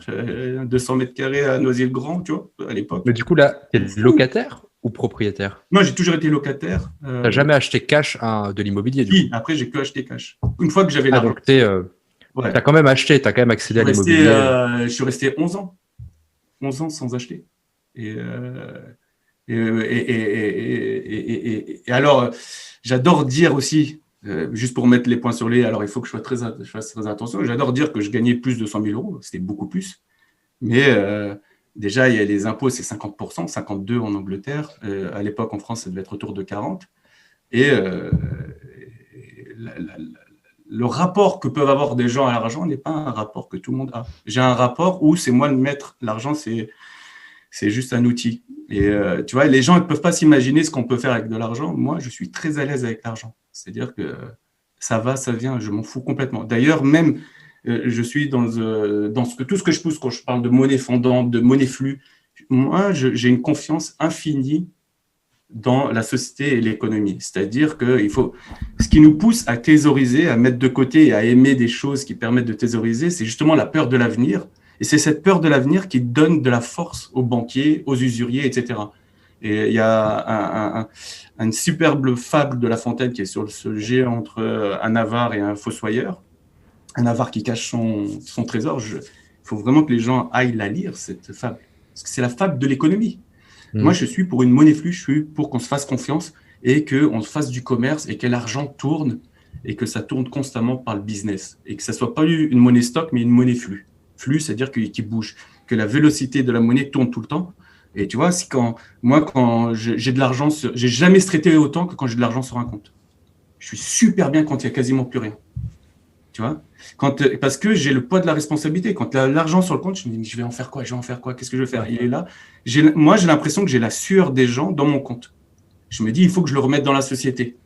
Et donc, j'ai créé plein de boîtes, j'ai fait plein de belles choses.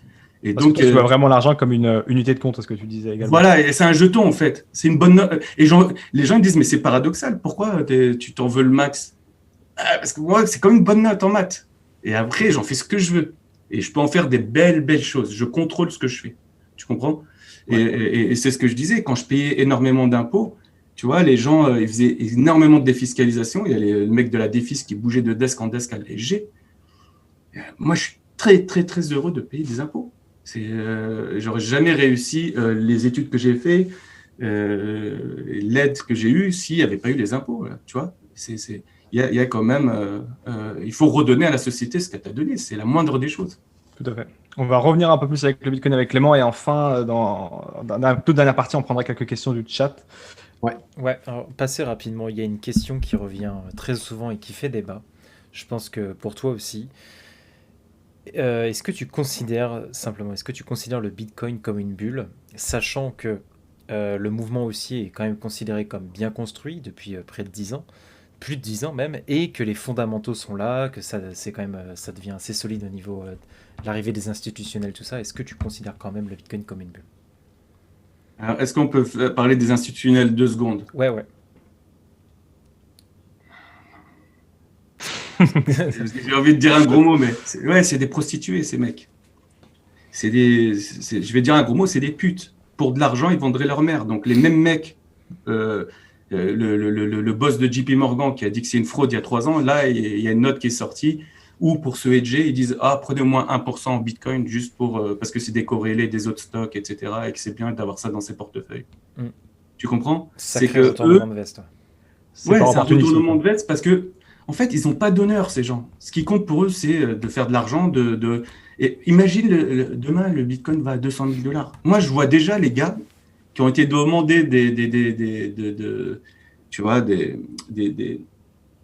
des conseils aux vendeurs de JP qui leur ont dit « Mais non, c'est une fraude, c'est de la merde, etc. » quand ça valait 5 000 – 6 000 $.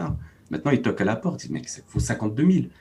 Le gars, implicitement, il est short de Bitcoin. Alors, short, ça veut dire que plus le Bitcoin monte, plus il perd de l'argent. Mais tu vas me dire, mais non, il n'a pas vendu du Bitcoin. Si, par son image de marque, le fait qu'il ait dit Bitcoin, c'est une fraude, etc., et ça fait que de monter, c'est la honte pour lui. Il perd de la crédibilité, du goût d'huile auprès de ses clients.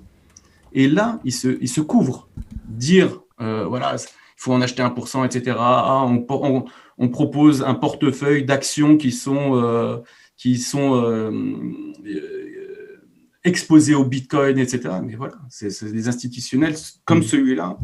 Eux, après, juste pour rester sur les institutionnels, il y a une idée qui me traverse de plus en plus.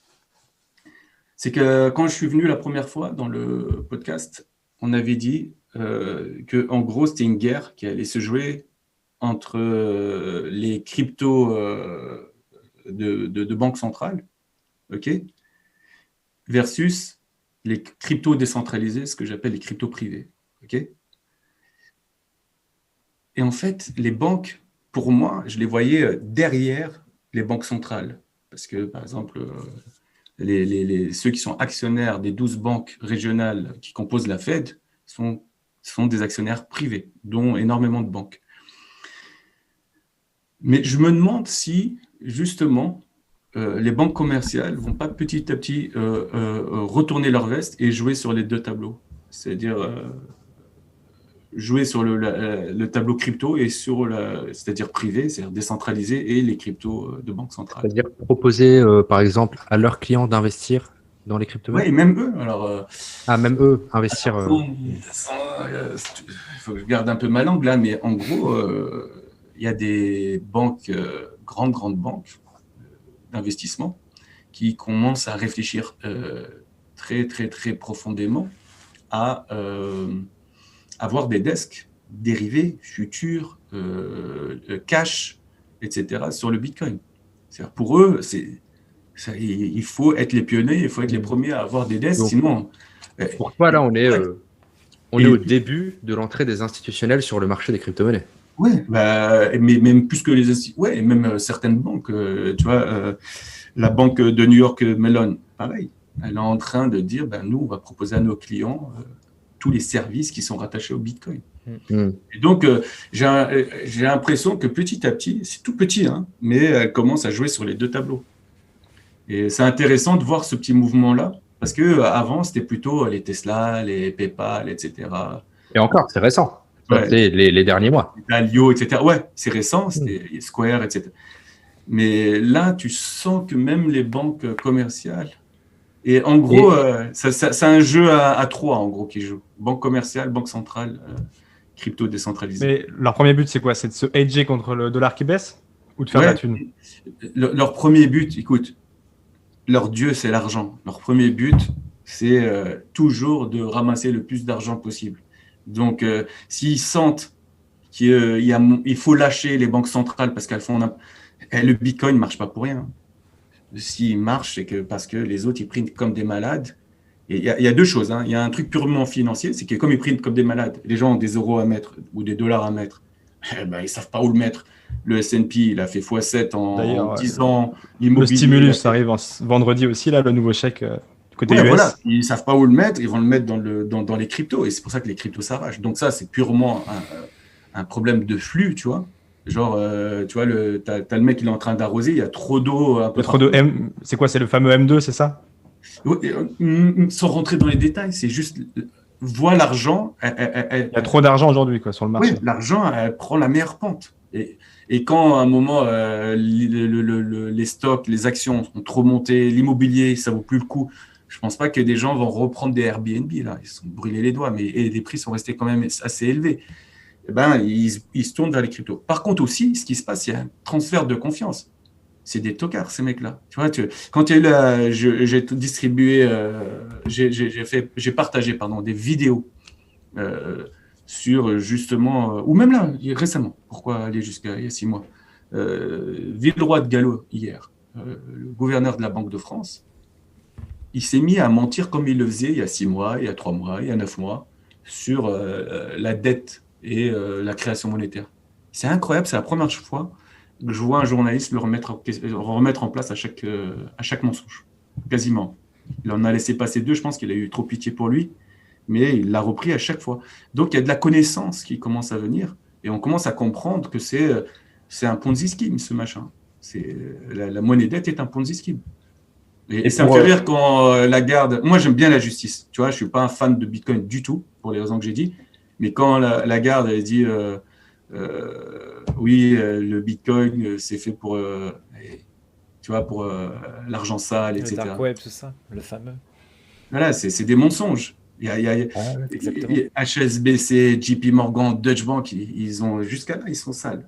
Tu vois, on les a pris les mains dans le sac plusieurs fois. Tu vois. Et si on reste 2 minutes sur les institutionnels, du coup, et le Bitcoin et les crypto-monnaies, est-ce que, enfin, toi, tu as travaillé dedans, tu as travaillé dans des grandes banques, tu as travaillé dans le trading, justement, tout ça. Est-ce qu'il n'y a pas un risque aujourd'hui pour les particuliers comme nous, par exemple, de voir ces institutionnels rentrer? Est-ce qu'il n'y a pas un risque? Est-ce qu'il n'y a pas des dérives qui peuvent arriver?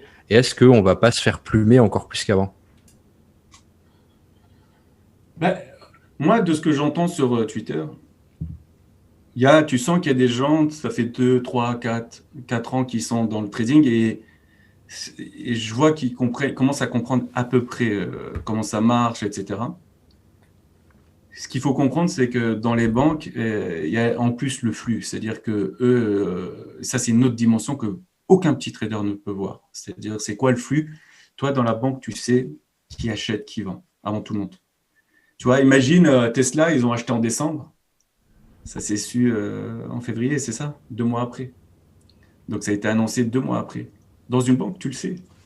Et donc, tu ramasses du Bitcoin avec Tesla. Et si on te dit, tu as fait du front-running, maintenant, j'ai lu telle note, regardez dans tel mail, etc. Et il fallait acheter du Bitcoin, donc j'ai suivi. Tu comprends? Des infos comme Tesla qui achète Bitcoin, ça reste pas confidentiel. Mais jamais de la vie. Mais moi, des fois, j'entends même de mon desk et je fais semblant que je n'ai pas entendu. Ça va pas, jamais de la vie. Après, en l'occurrence, Elon Musk avait bien teasé sur Twitter en décembre Non, après, avec Michael attention. Saylor, donc c'était un peu public aussi. Non, attention, il y a le pour cette affaire-là. Là, c'est très très gros, 1,5 milliard. Bien sûr, il y a le Chinese Wall. Il ne faut pas que je dise des bêtises non plus, mais ça peut bruiter. Bruiter d'une façon, c'est pas c'est un tel qui dit au boss de la salle, il y a un gros deal sur Tesla, sur Bitcoin avec Tesla. Lui, il va voir le sous-boss, qui va voir le sous-boss, qui va voir le trader, chacun, et il va pas lui dire, attention, il y a Tesla qui est en train d'acheter du Bitcoin. Il va dire, c'est quoi ta position sur Tesla? Sur le Bitcoin? Je suis short. D'accord. Là, tu as compris. Tu vas et tu coupes. Donc, le grand boss va le dire au sous-boss, qui va le dire au sous-boss, qui va le dire au trader. C'est quoi ta position sur Tesla? Sur le Bitcoin? Je suis short. Non, vas-y, viens, on coupe. Parce qu'il a compris. Et il n'y a eu aucun email, il n'y a eu rien. À un moment, il faut... tu vois? Et ça, cette dimension de flux, les petits ne vont pas l'avoir. Et ça, c'est quoi? C'est légal, entre guillemets, ou c'est un délit d'initié pour le coup? Là, c'est délit d'initié, pur. D'accord. Très dur. Mais là, après, il n'y a aucune trace. Dans le cas de Tesla, c'est vraiment passé par la SEC et tout, donc j'imagine qu'il y a quand même... Après, ça a quand même dû être contrôlé. Ouais, mais tu peux pas contrôler ce que les mecs disent après. Mais, non. Mais oui, niveau mail, tout ça, comme tu dis, genre le transfert, ça se fait que par voie orale. Pour le coup. Ouais, je peux pas te dire des trucs qui se sont passés avec moi, mais moi, ils te le disent pas en fait. Tu le comprends. Ils viennent, tu vois, et tu le comprends en fait. Donc en gros, ce que tu nous dis, c'est que vous, les instituts, ils ont les infos avant tout le monde, et que là, le fait qu'ils rentrent dans la partie, on aura toujours un train de retard, quoi, si on a un particulier. Un peu, ouais, sauf si tu hold et que tu bouges pas et que tu laisses monter et que tu fais rien. Confiance. Par contre, le petit conseil que je vais donner aux gens, faites très attention au changement de régime.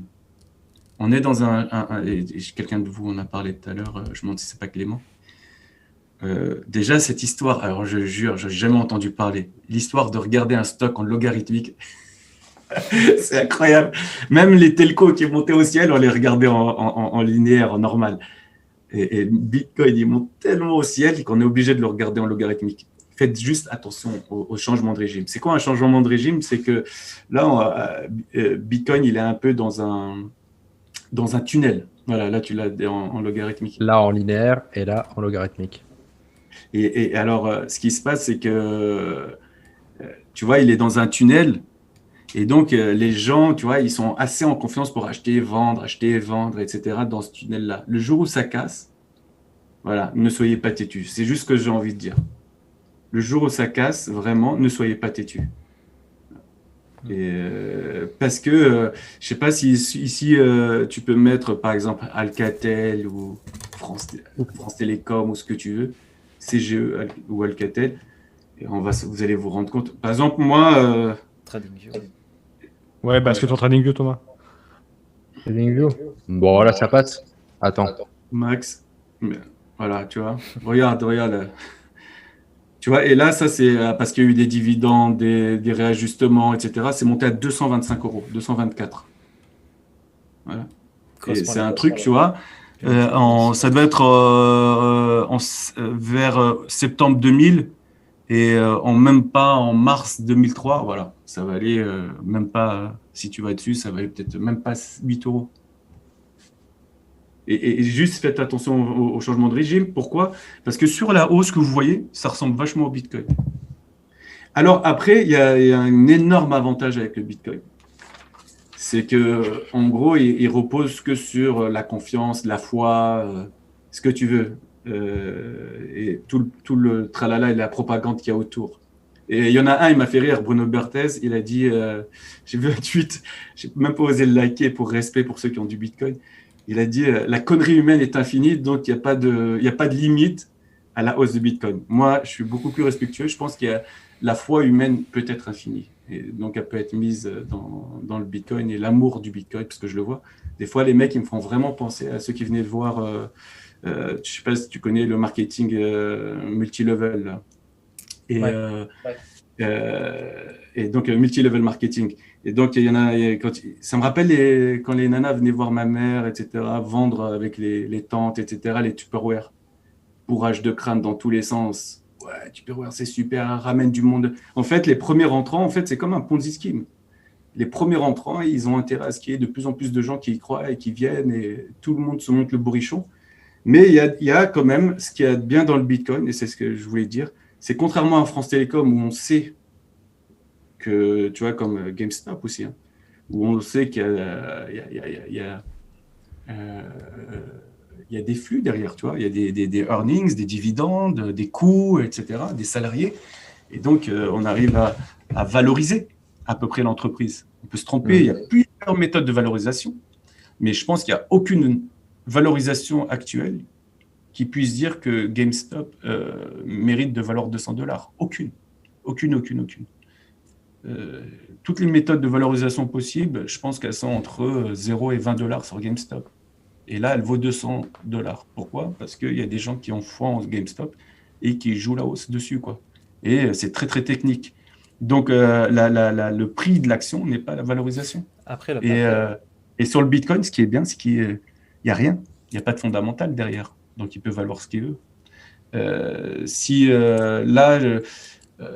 En gros, d'après les calculs que j'ai faits, alors, je les ai notés tout à l'heure, je crois qu'on est ça fait 1000 milliards, et l'autre, ça vaut 50. Donc, en gros, oui, on est à peu près à 10% de la valo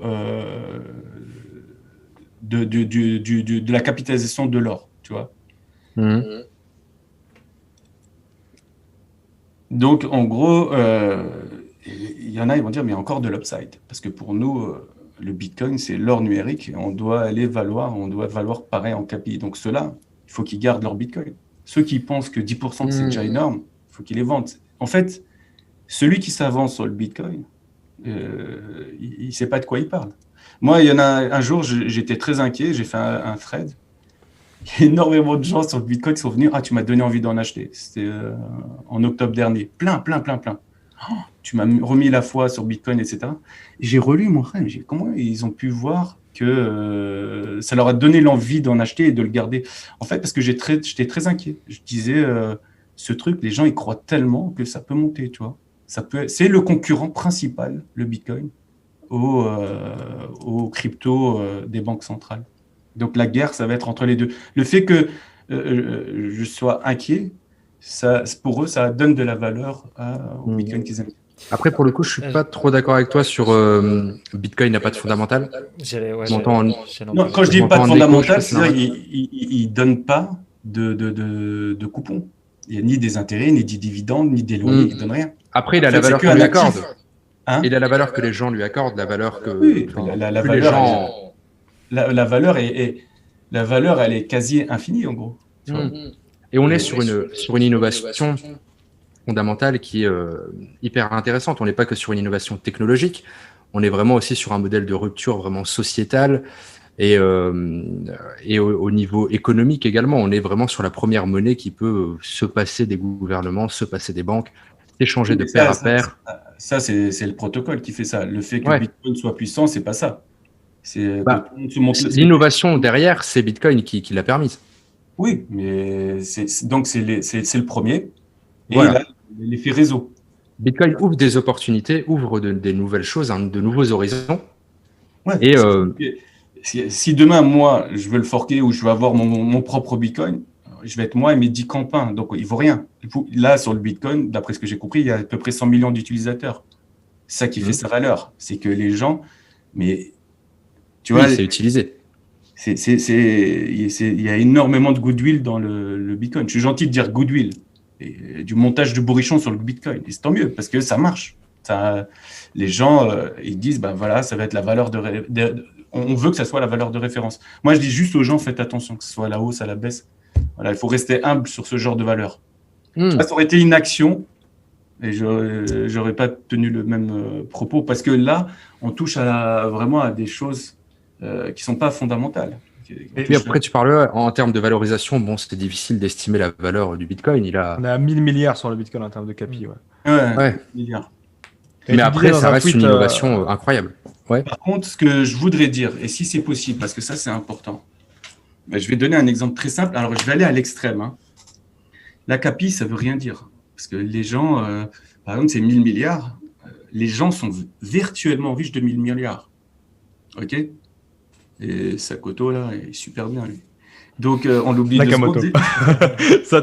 Déjà, tu as réussi à bien prononcer Bitcoin par rapport au podcast. Non, mais lui, il mérite même pas que je dise son faux nom.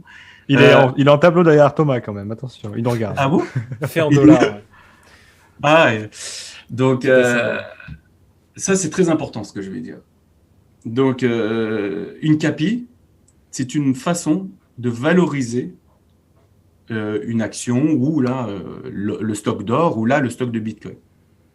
Mais imaginons que moi, demain, je dise, voilà, j'émets 1 milliard d'actions à 1 euro de ma boîte. OK? Donc, j'en vends à tout le monde et j'en garde, comme Sakoto, là, je vais en garder 10% pour moi. Je fais exprès. Hein. Agite les commentaires, Anis. Je titille les maximalistes qui sont venus me titiller sur Twitter. Mais j'étais gentil, en fait. Je voulais être méchant, mais en fait, j'ai été très gentil. Et donc imagine, j'ai 100 millions. Je garde pour moi 100 millions. Et je vends 900 millions d'actions à 1 euro. Donc, 1 milliard d'actions à 1 euro, voilà. Et là, il y a un mec qui dit « Ah, Anis, j'en veux. » Je dis « Non, mec, c'est trop tard. Maintenant, ça va traiter. » Ça, c'était le primaire. Ça va traiter sur le marché d'occasion, secondaire, donc à la bourse. Fais ce que tu veux, tu vois, si tu n'as qu'à en acheter là-bas, parce que je suis sûr qu'il y a quelqu'un qui va en vendre. Donc, pour l'instant, la boîte est valorisée à 1 milliard. Moi, j'ai 100 millions en actions et mes autres investisseurs en 900 millions. Maintenant, il y a quelqu'un qui vient, qui veut en acheter à tout prix. Il essaye d'en acheter à 1 euro, il n'arrive pas. À 10 euros, il n'arrive pas. Il veut à tout prix avoir une action à Nice, okay, de ma boîte. Et voilà, il est prêt à payer 1 000 euros. Il paye 1 000 euros pour une seule action. Une fois que ça traite à 1 000 euros une seule action, donc ma boîte qui était valorisée à 1 milliard, tu vois, elle va être valorisée à 1 trillion. 1000 milliards. Donc, tu te rends compte? Moi, j'étais à 100 millions, tu vois, je vais me retrouver avec 100 milliards. Tu vois, c'est énorme ce qu'on est en train de raconter là, etc. Et ce que je veux dire, c'est que c'est juste du virtuel. C'est la dernière transaction qui est prise. Ouais, la transaction a marqué super haut, a changé la valorisation par la capitalisation. D'accord. Mais moi, intrinsèquement, je sais que par d'autres manières de valoriser ma boîte, je sais qu'elle ne vaut pas plus qu'1 milliard. Tu comprends? Et pourquoi je dis ça? Parce que si tu peux avoir je vais dire un truc horrible après. Si, pour que les gens fassent attention, si l'action ou Bitcoin ou ce que tu veux monte sur des petits volumes, la capi peut exploser, mais pas la valorisation. C'est que on est tous virtuellement riches de 1000 milliards, mais on n'en sait rien. Ça, c'est ce qui peut arriver. C'est ce qui peut arriver sur des crypto-monnaies. Il y a très peu de liquidité, justement. Voilà, c'est ce que j'allais dire. Là, le Bitcoin arrive quand même à une certaine liquidité qui lui donne. Il faudrait que, franchement, ça, et ce que je voulais dire là, c'est vraiment pas. c'est pas que sur Bitcoin, c'était juste pour expliquer aux gens l'histoire de problème de valoriser sur la capitalisation. C'est de dire le nombre de Bitcoin d'actions que j'ai fois le spot, là où ça a traité la dernière fois, le last. Si une capitalisation passe de 1 milliard à 2 milliards, c'est pas qu'il y a 1 milliard qui a été injecté sur le marché, c'est que le prix a augmenté et au global, ça prend 1 milliard. Voilà, exactement. Mais le jour où ça va dégonfler, et c'est pareil que, tu sais, il y a une boîte qui a été valorisée à 7 milliards qui a fait faillite en Angleterre. Elle valait 7 milliards il y a un an et les gens disent, moi j'ai dit, ils sont partis. Parce que je le voyais comme du vent. Mais c'était du vent parce qu'elle est montée sur des petits volumes. Et là, aujourd'hui, elle a fait faillite, la boîte. Donc, il faut faire attention à ça. Et l'autre truc que je voulais dire, c'est ça. Alors, ça, c'est un peu horrible. Un jour, j'ai demandé des nouvelles d'un ancien trader. Il me dit, putain, il est devenu super riche, etc. Bon, il est ni anglais ni français, donc je peux en parler. Et il vit dans un pays très lointain. Et je dis, mais comment il est devenu riche? En fait, il s'est associé avec un gars. Il crée des shitcoins, donc des coins pourris. Et en gros, l'idée, ils avaient une armée qui travaillait avec eux et ils en faisaient du marketing sur WeChat, etc., sur tout ce qui est réseaux sociaux, Twitter, blablabla. Bla, bla, bla. Et ils faisaient monter le stock, avec des petits volumes. Et ça commençait à traiter. Quand ça commençait à prendre, ils dumpaient et ils se mettaient à vendre. Et ça, fameux exit scam. Voilà, il faut faire très attention parce que ça, c'est du vol. Ça, c'est vraiment malfaisant et c'est quasiment criminel. C'est criminel. Ouais. Très courant en 2017 sur les cryptos. Voilà, c'était à ce moment-là, 2017, 2018. C'est quand le Bitcoin commençait à exploser et que les gens se sont énormément intéressés aux cryptos. Mais même là, moi, je vois il y a des gens qui me disent oh ouais, tu connais, je lis même plus les messages, mais je peux plus. Mais ou des amis, des cousins, ils me disent ah, tu connais tel. Ils veulent lâcher. Ouais. Ils savent même pas pourquoi.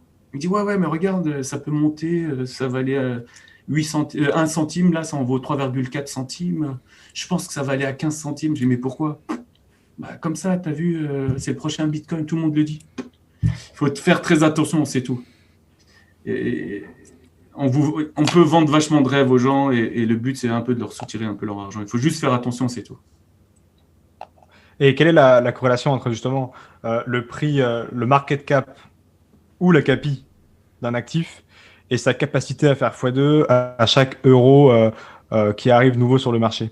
Par exemple, c'est vrai qu'on entend beaucoup, par exemple, dans la crypto, pour rester dans la crypto, il y a quelques mois, avant le problème qu'a eu la monnaie, en l'occurrence, avec les régulateurs, c'était le XRP, tout le monde avait en tête, XRP peut revenir à 3 euros s'il revient à 3 ou 3 dollars ou je ne sais plus combien, c'est faisable, il l'a déjà fait à tel prix, ça ferait un poids X pour un poids X.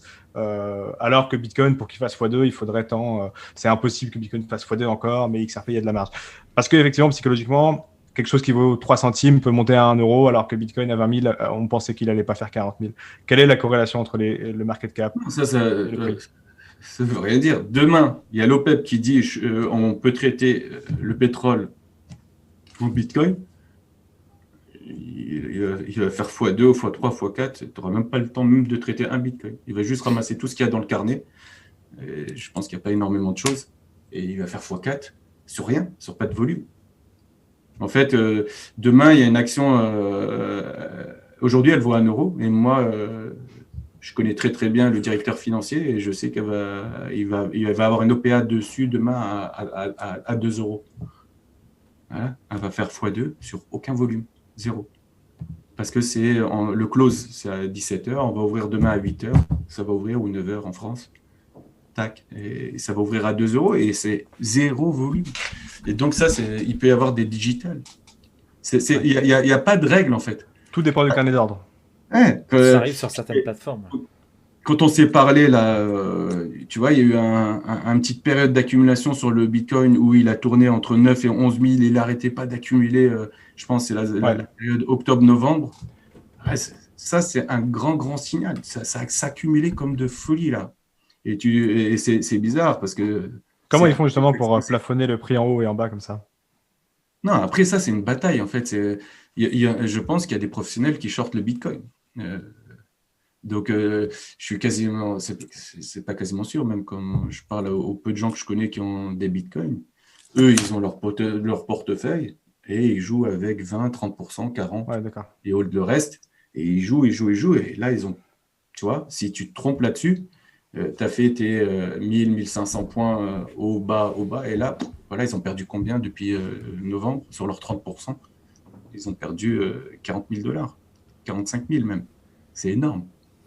Combien de fois ils ont dû faire des allers-retours à 1000 $ et de la fatigue pour que maintenant, sur leurs 30%, ben, ils ont perdu 45 000 $ en mark-to-market, encore une fois, valorisé avec le Bitcoin actuel. Clément, tu avais d'autres questions également, une ou deux avant la question du chat. Je pense que il commence à se faire tard ici. Je sais pas si vous, même pour Anis, à mon avis, on va bientôt libérer. Dans le chat, je vois pas de questions.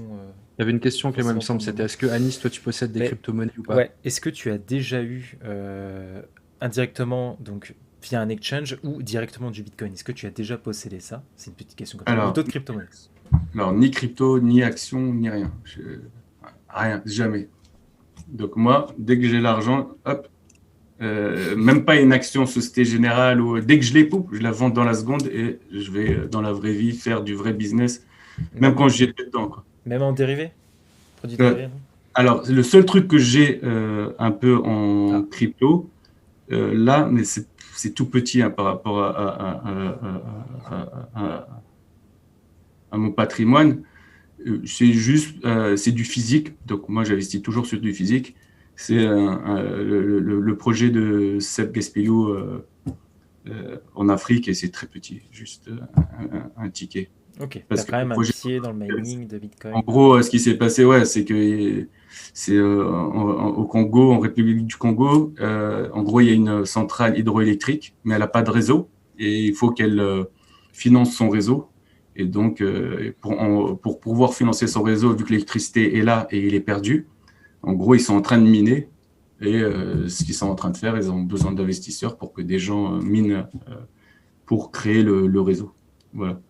Et donc, c'est un projet où il n'y a pas de perte écologique ni rien. Et c'est un projet réel avec intéressant où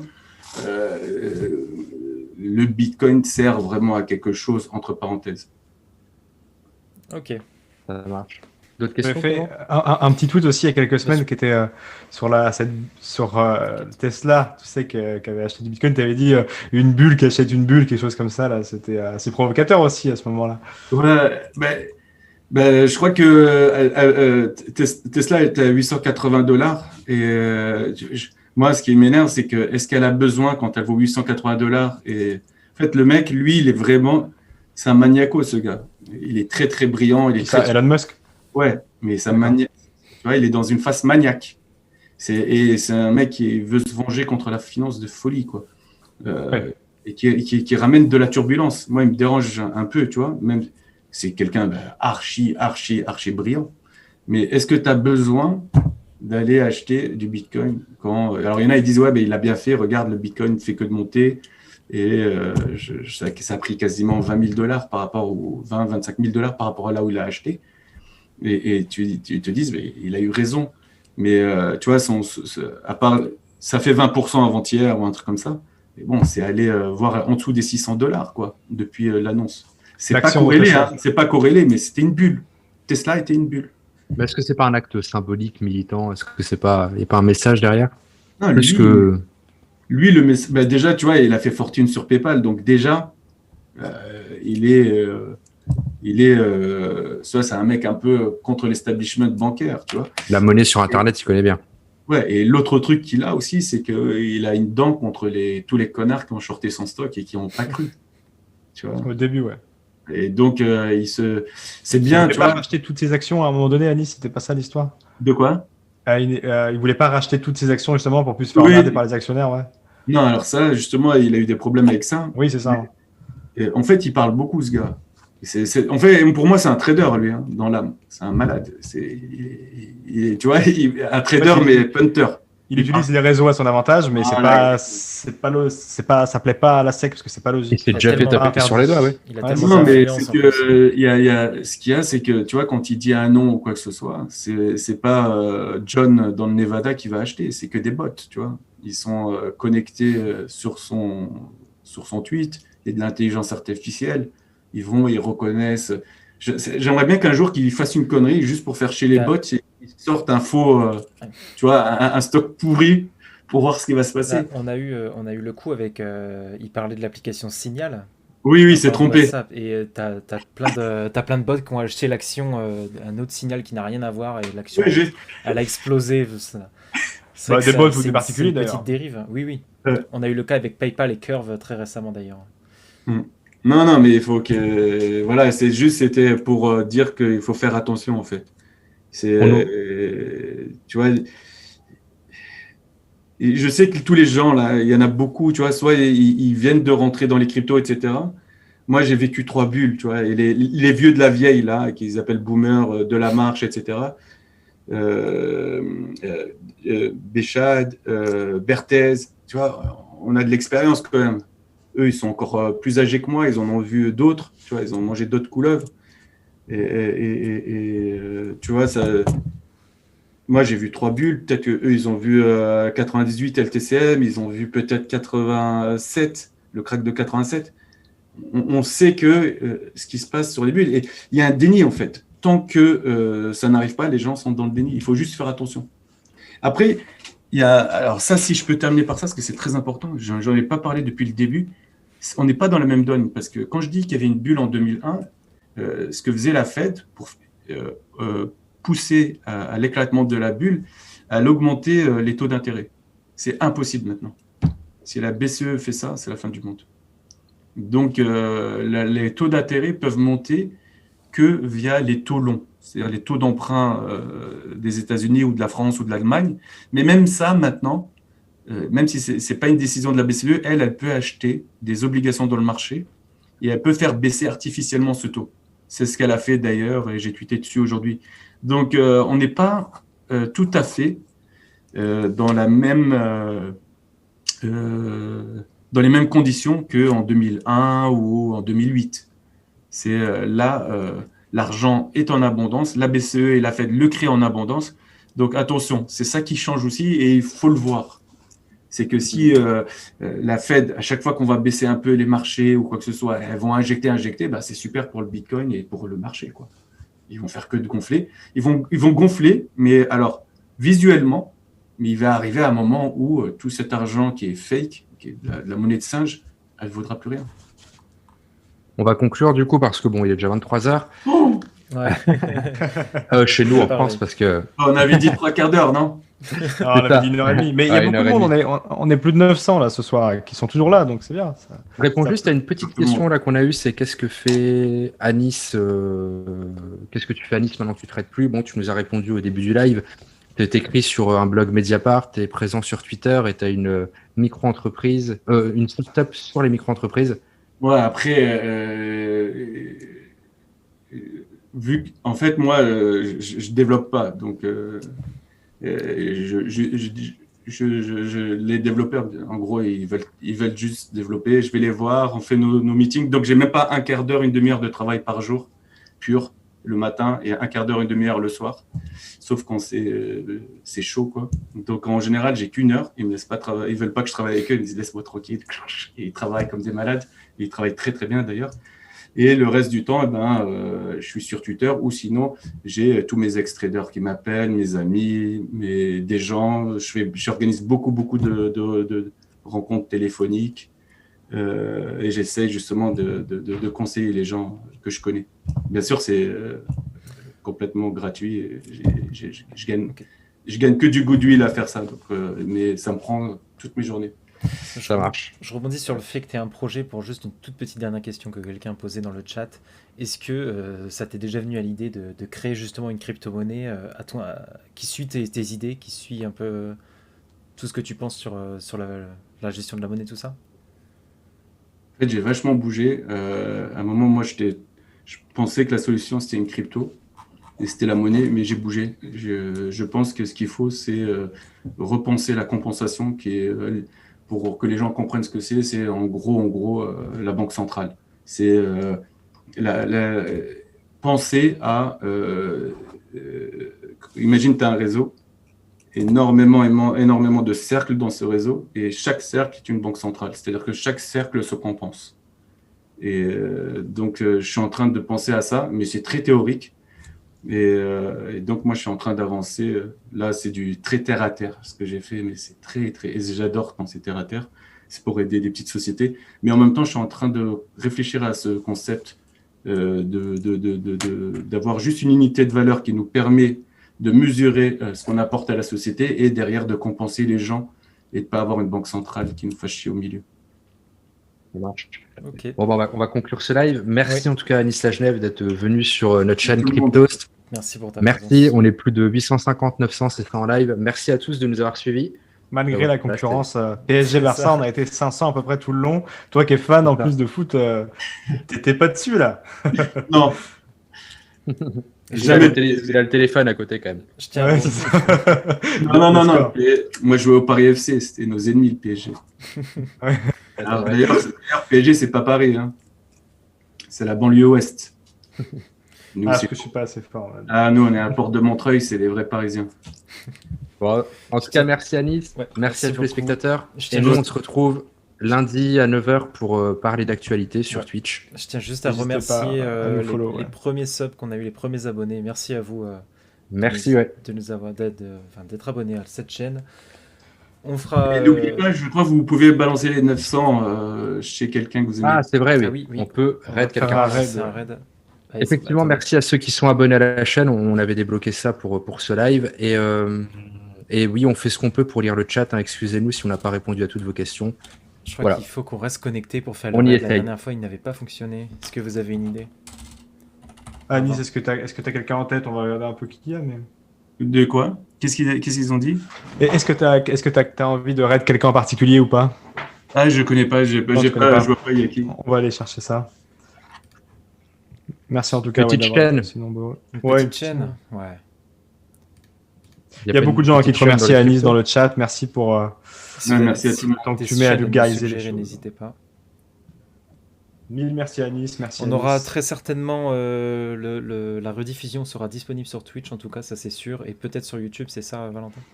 Ouais, on va faire ça sur YouTube également. Ok. Alors, je N'hésitez pas, de toute t'envoie un façon, lien à nous avec follow. Clément. À T'as nous follow trouvé pour quelque pouvoir retrouver la diffusion sur Twitch. Et la semaine va prochaine, on raid. sera avec Token Brice. On va parlera de la finance décentralisée avec Token Brice mercredi prochain, a priori. On partira sur ce programme. Vas-y, on va le Et on va raid Allez. une chaîne au hasard qui a 16 spectateurs, donc ça va lui faire tout drôle d'en avoir 800 d'un coup. Mais en tout cas, merci à tous de nous avoir suivis. À lundi prochain. Et sinon, sur cryptost.fr, sur YouTube, les podcasts, on est toujours là tous les jours. Donc voilà, à bientôt et merci de nous avoir suivis. Et encore merci Alice Lagenève d'être venue sur notre live. Merci à tous. Ciao, tout le Bonne monde. soirée. Merci. Salut.